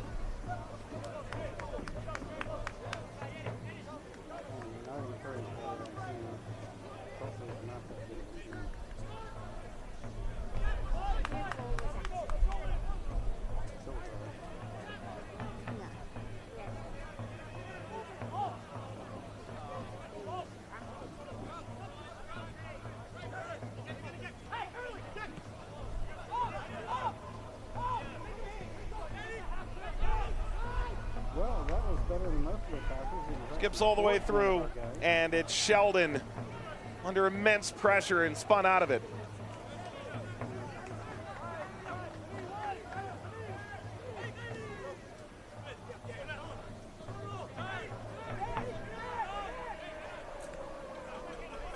Bourgeois played at the University of Tulsa, and now with this Tulsa side.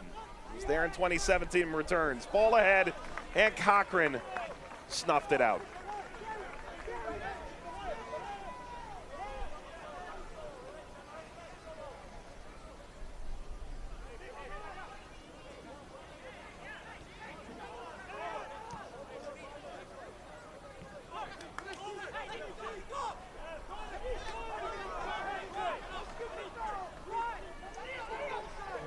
Boyache, there's the run in behind. And if not for Atiba Harris's intervention, may have sent Martinez through.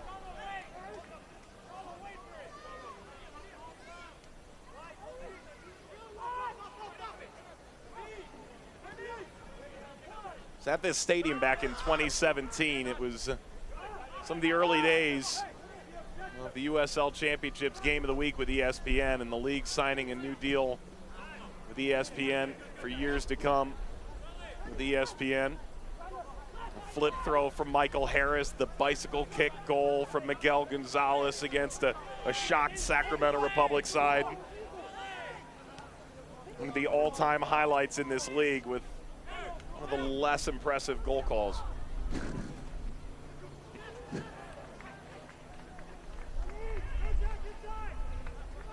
Rumor has it he didn't quit his day job. Nope. Garcia.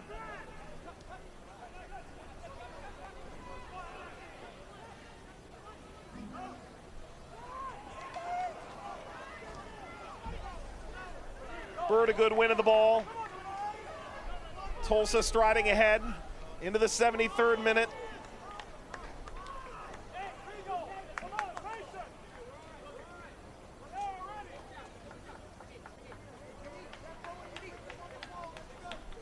Changes maybe in the offing here in a minute, Devin, with 5 subs, and you get halftime, but also 3 additional windows in which to make substitutions. Coaches are looking at things differently. You have more options, but you also want to make sure you stay true to the game itself and don't make changes simply because they're available to you. We've seen some of that already with Marlon. You know, coming into the match, that's one of the luxuries you have. Okay, maybe he can't make it 90. Let's let him run 55, 60 minutes because we know that we have Boyache in our back pocket to bring him on. But that spark, it's got to come immediately, Mike. 18 minutes left to go on the road. Time to get back at it. Floated ahead for Boyache, grabbed by Cochran. And you wondered with the switch before, at least I'm running this through my mind, Eric Bird's been really consistent on the ball. So has Lebo Moloto. You just haven't really seen that stretch in the triangle with Rodrigo da Costa. And so were they going to pull one of their holding midfielders, or do they want to remain consistent? The odds are they could have brought on Boyache on the one end. You could have taken Rodrigo da Costa, pushed him to the outside, brought Ariel Martinez into the middle, but from what you're hearing on the sideline, it sounds like Martinez is laboring a little bit as well. So now some of that balance that Michael Insine is talking about remains on the wing play if you don't change any of your holding midfielders, which I don't blame. They've been good on the ball. They're ushering in a proper direction. But from a playmaking standpoint, it's been a bit lackluster in that 10 spot.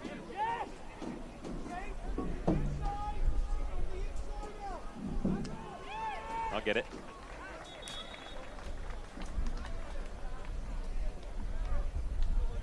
Ladies and gentlemen, substitution for FC Tulsa leading the match. Number 6, Ariel Martinez. Ariel Martinez comes out.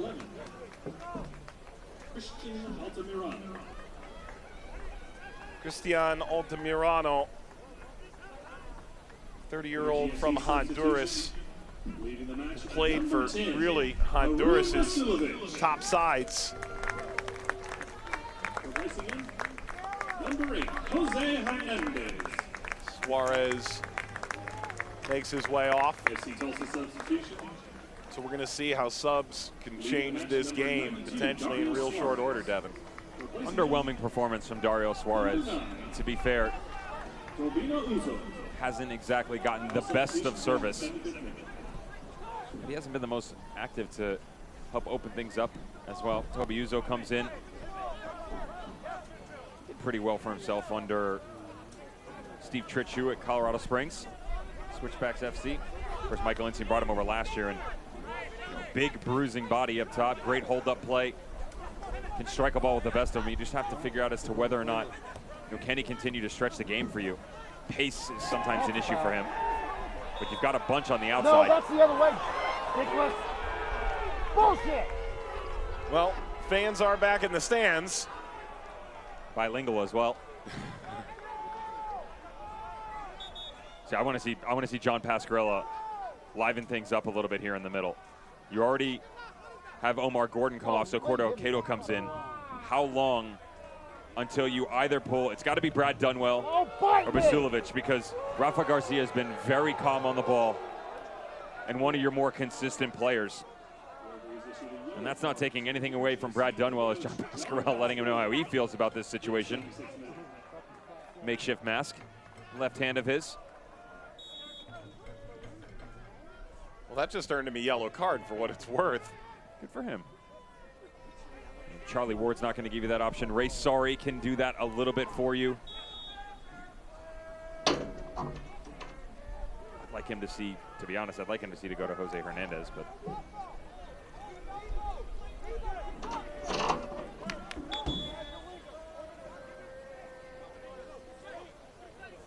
John Pascarella should probably keep in mind 4 more yellow cards and he may have to serve a suspension. Mentioned Jose Hernandez there a moment ago. He came on in what was a mass substitution. That was during my hydration break. My Correct. apologies. Hydration break here for the players. Now, OKC and Tulsa, goal apiece. As the USL Championships return to play continues on ESPN. And Devin, when OKC came into this offseason, Steve Cook leaves the club, moves to Phoenix, works with that organization's academy moving forward. They made a giant boatload of changes. This is exactly opposite from what we saw from FC Tulsa, right? They're going the other way. They're gaining as many players as possible. We referenced Fresno East, but look at everybody else that they've brought in. Charlie Ward, top 5 in efficiency and passers across the entire USL Championship in 2019. Joe Amico, electric outside back. The bottom 2 are what really jump out for me. Frank Lopez, unavailable this evening. Loanee to San Antonio FC, but that came via Los Angeles Galaxy too. He could do it with the best of them up top in the 9. That's where they've really gotten great depth. And Jose Hernandez, he now played alongside guys, Carlos Harvey, Kai Koreniuk, Jorge Hernandez. Oh, by the way, Efrain Alvarez starting to make his name with Los Angeles Galaxy. This is the pedigree that you got out west in California. John Pascarella knows that, and that's why he brought him in. You know,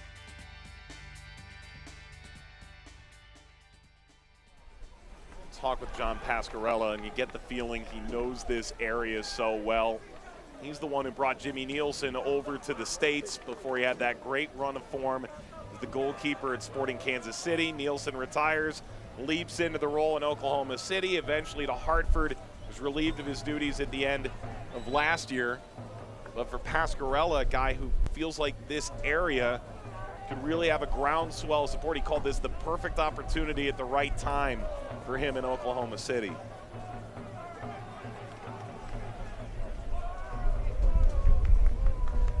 A fun little chat, an acknowledgement by him. Said, I'm the reason that Jimmy came over. We were very gracious for that. Thank you, sir. The white Puma. Gone but not forgotten. One would think he'll get another shot.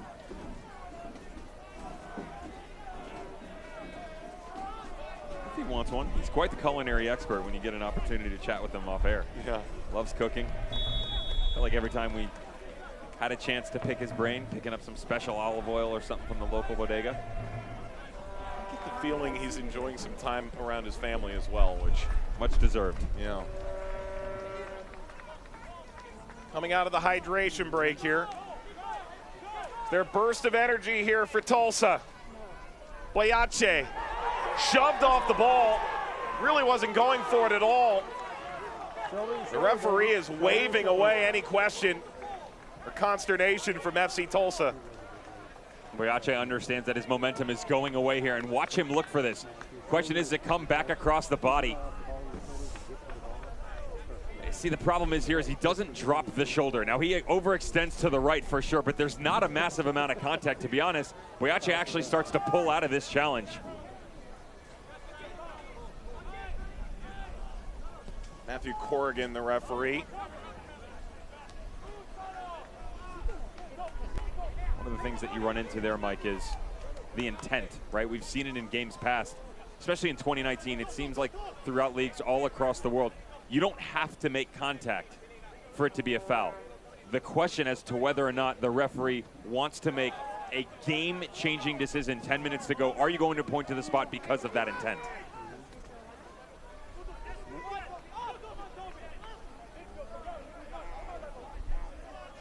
Rolls all the way back, cleared away. The USL's elite pre-professional platform, USL Academy, allows clubs across the USL to build a pathway to pro soccer by bringing together top local youth talent. Following the success of the first Academy Cup events, clubs can now apply to participate in the USL Academy League, kicking off in spring 2021. More information, visit usl-academy.com or search the hashtag USL Academy on social media. I think that the main thing that stood out to me, and yeah, there's the ability to leverage League One, League Two, the championship. I like the idea of having U15 optional, U17 minimums, U19 maximums on one elite team. A new concept there in how to develop players in the U.S. Garcia knocked that out. And a throw here for Oklahoma City. Highland, Cato. There's Hernandez. Hernandez making that run in behind.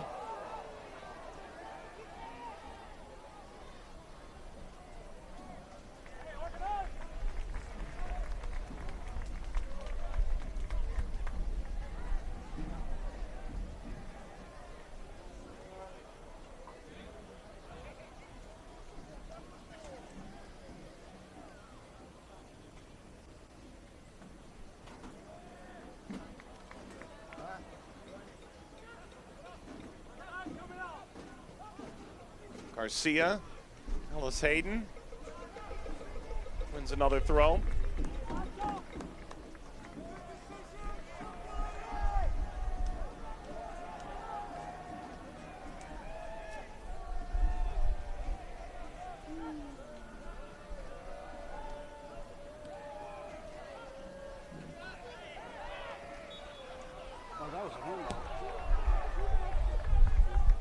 Matthew Corrigan blows the whistle again.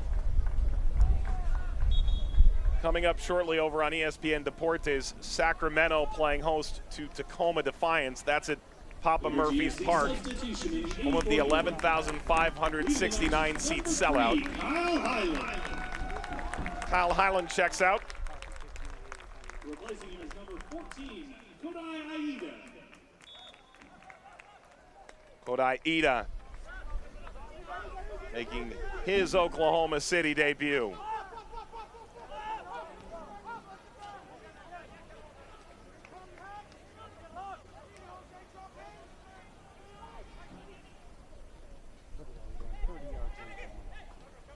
Meloto can score from here. Meloto went for it.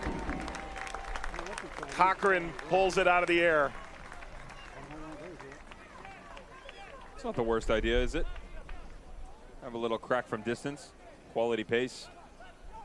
Fortunately, right at CJ Cochran, quite easily collectible for their netminder. Still looking for that spark we referenced, Mike. 5 minutes to go. Neither one of these teams really ready to take the reins and go after this match. Again, first one back will give them a pass. But an excellent opportunity for someone to just poke their head out and go steal 3 points. And grab the first real blow in this group.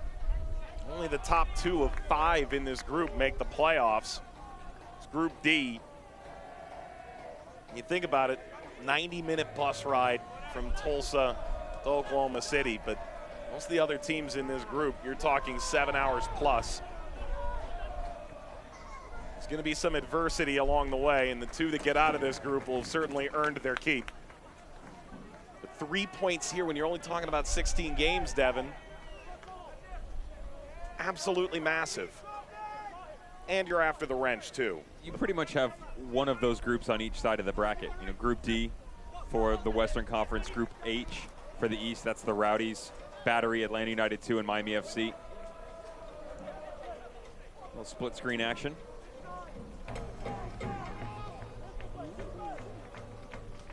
Some groups pretty predictable. Could make that argument for what's going to go on later on tonight. I'm sure Tacoma Defiance will have something to say about that. I think everybody's eyes gravitate towards the likes of Ian Russell, Reno 1868, and Mark Briggs assuming the helm for Sacramento Republic. DaCosta had Tulsa's goal in stoppage time in the first half. Makes himself available. Garcia read that all the way. Don't lose it right there. Don't lose it right there. Pressure from Tulsa enveloped Oklahoma City, but a foul from Altamirano.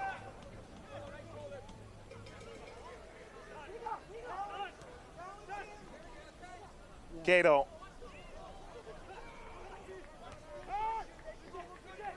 In by Ida.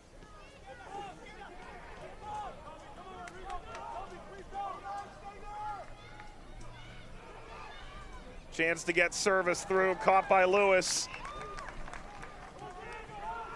Maybe Tulsa feels like they can get Oklahoma City on the ropes. That's a foul. A little bit more than that, a card.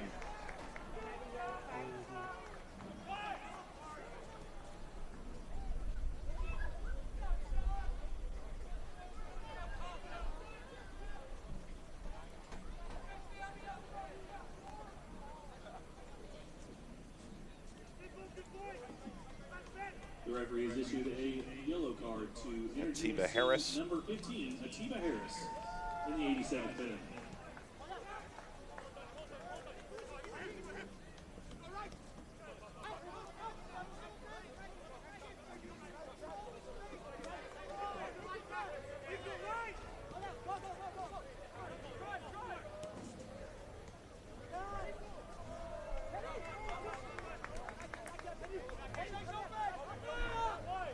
Ida to throw.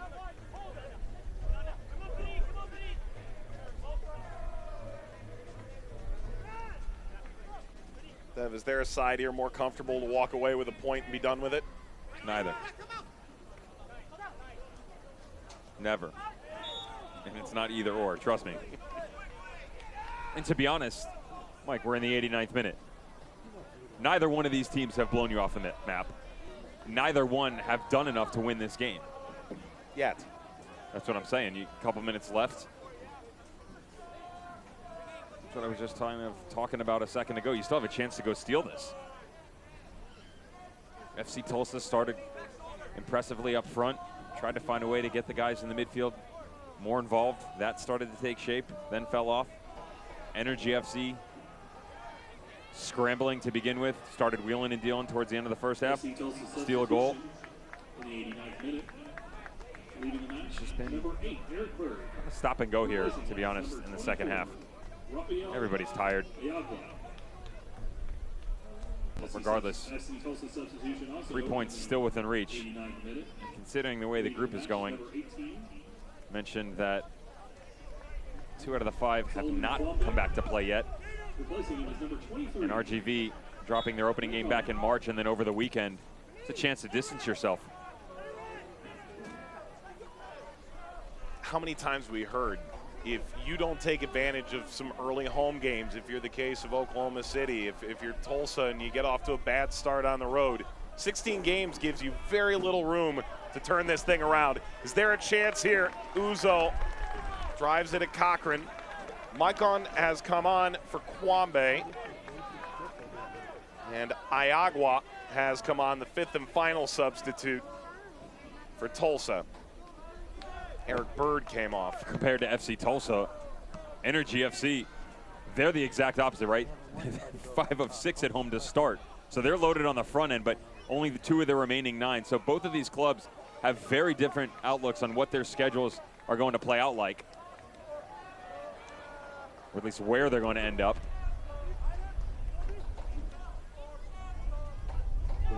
Garcia brings it down into stoppage time in this second half.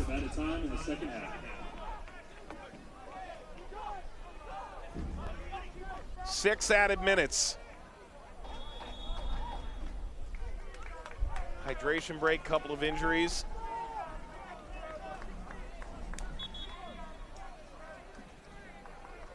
Jaime Chavez scored a goal for OKC in this game. Ray Sari comes on.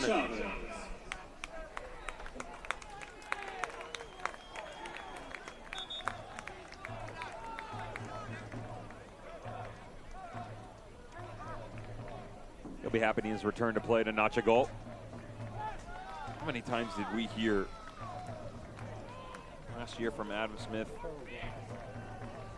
what Jaime Chavez was capable of?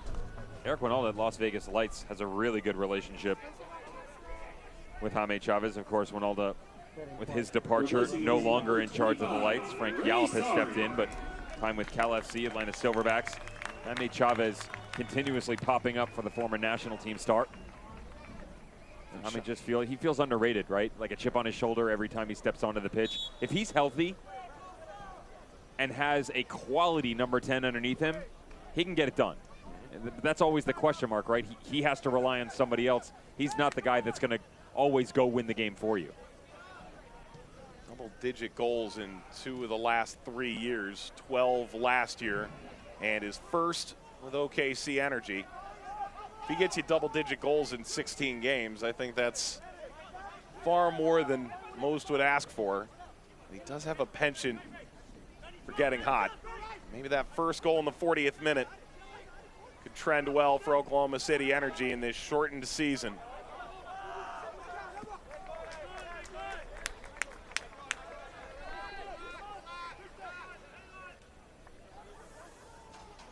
Keep it.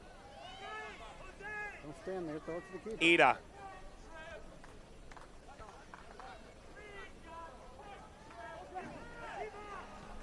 First game back in front of fans for Oklahoma City, taking on their heated Oklahoma rival, FC Tulsa. USL Championship coming back into action on Saturday. Continuing here. Both looking for their first win in what has become a complicated group setup. Only the top 2 of the 5 in this group will make the playoffs. It means every point is critical. The difference between 3 and 1 here could change your season. Boyache. Ball that looks similar to what Ellis Hayden had played back in the first half on this end. It led to OKC's goal. Corner.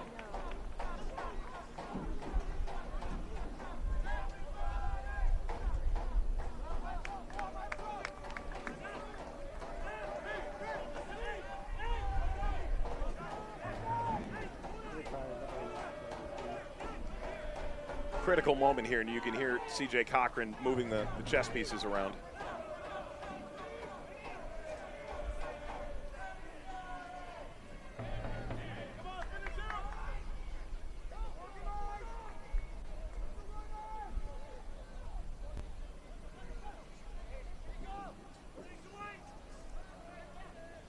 Is this the dramatic moment for Tulsa?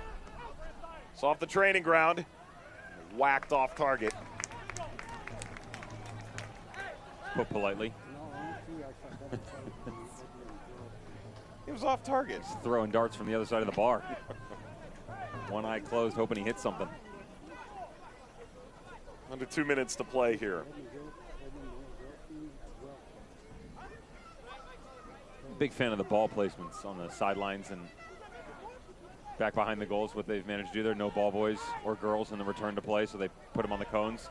Quick access. So some of the games we've seen guys take 20, 30-yard runs to pick up a ball to get to return to play. as a very different return to play. That was much more fun as a player. Hey, kid, right here. Hot dog for a ball. Cato. You're a ball kid once upon a time, right? Oh yeah, fond memories. Yep. Fond memories. Actually, you can take it all the way back to what is now going to be Inter Miami Stadium. Lockhart, as it used to be. Former Lockhart, ball boy for the Fort Lauderdale Strikers, Miami Fusion. I was a big Jay Heaps fan back then. And now you get to have a chance to see Jay Heaps' side in Birmingham on Wednesday night when they take on Memphis. I was his biggest fan, man, coming out. I would talk so much smack about Jay Heaps and just his ability to play. And I said, listen, you can't argue against me. He's the only guy that can make a 70-yard run on one end of the field, recover on the other, and then dunk in the parking lot on you. Of course, walk on at Duke basketball as well. Long ball here. Ball tapped down. DaCosta trying to get there and scissored out the other end. And maybe here for Tulsa, there's a late last gasp goal. Uzo, one of the bigger targets, will step back into the penalty area and allow Mike on. And now Sheldon to take what could be the final throw of this game. Tulsa trying to steal a couple points right before the final whistle. Cato clears, and the full-time whistle. The Black Gold Derby kicks off 2020, and the return to play for these two sides, a goal apiece. Both coaches are going to be frustrated with their performance, Mike. But the good news is neither one ends up in the losing column. So you gain the point, you go back, you review the tape, you build on the positives that you brought out of this match. Great to see Rodrigo DaCosta back at it. John Pascarella, definitely not his debut, at least at home now, and now an opportunity to grow into this group and find a way to push yourself in one of those top two spots. So DaCosta with the equalizer right before halftime, and we finish a goal apiece in the Black Gold Derby. We'll wrap this one up when we return. Ladies and gentlemen, thank you all for coming out tonight and enjoying this match. We ask that you now please make your way to the exits as we socially distance clear the stadium. We appreciate you all for coming out and enjoying live sports back here in Oklahoma City. And we hope to see you all next Wednesday, July 22nd at 7 p.m. as we take on Rio Grande Valley FC Toros. Thank you all again, and please, like I said, make your way towards the exits. We definitely appreciate you all. We'll see you next time.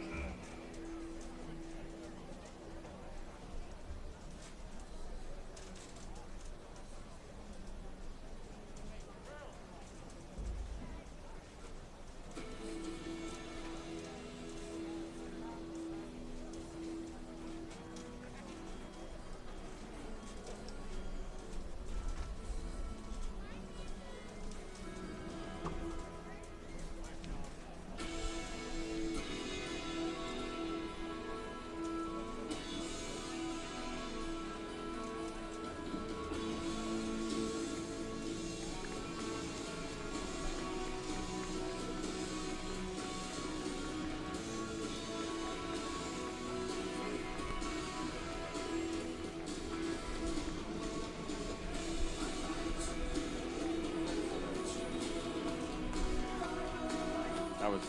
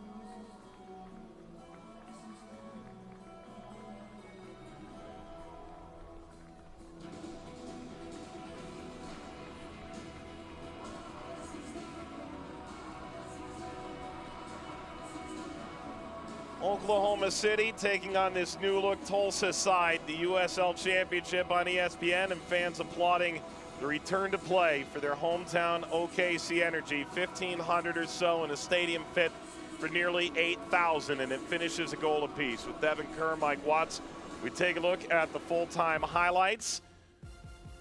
And this is an OKC side that found the opening goal in this game, gave them some confidence they might be able to grab all 3 points. He bagged 12 of them for Adam Smith in Fresno in 2019.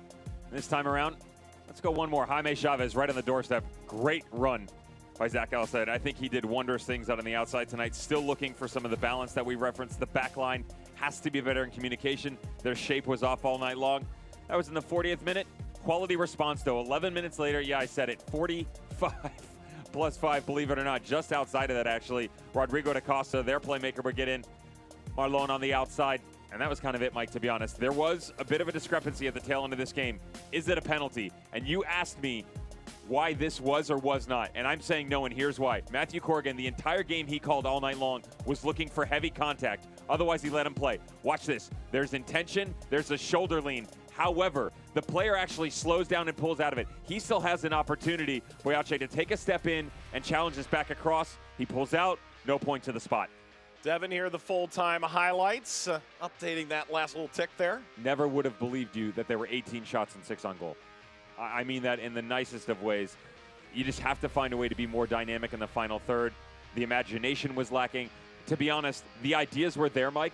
Maybe not at the grandest of schemes, but they have to pick up the rapidity of play. You got to go from A to B to C much faster. Too many guys dancing on the ball in unnecessary situations. They pick it up. They get better in the final third.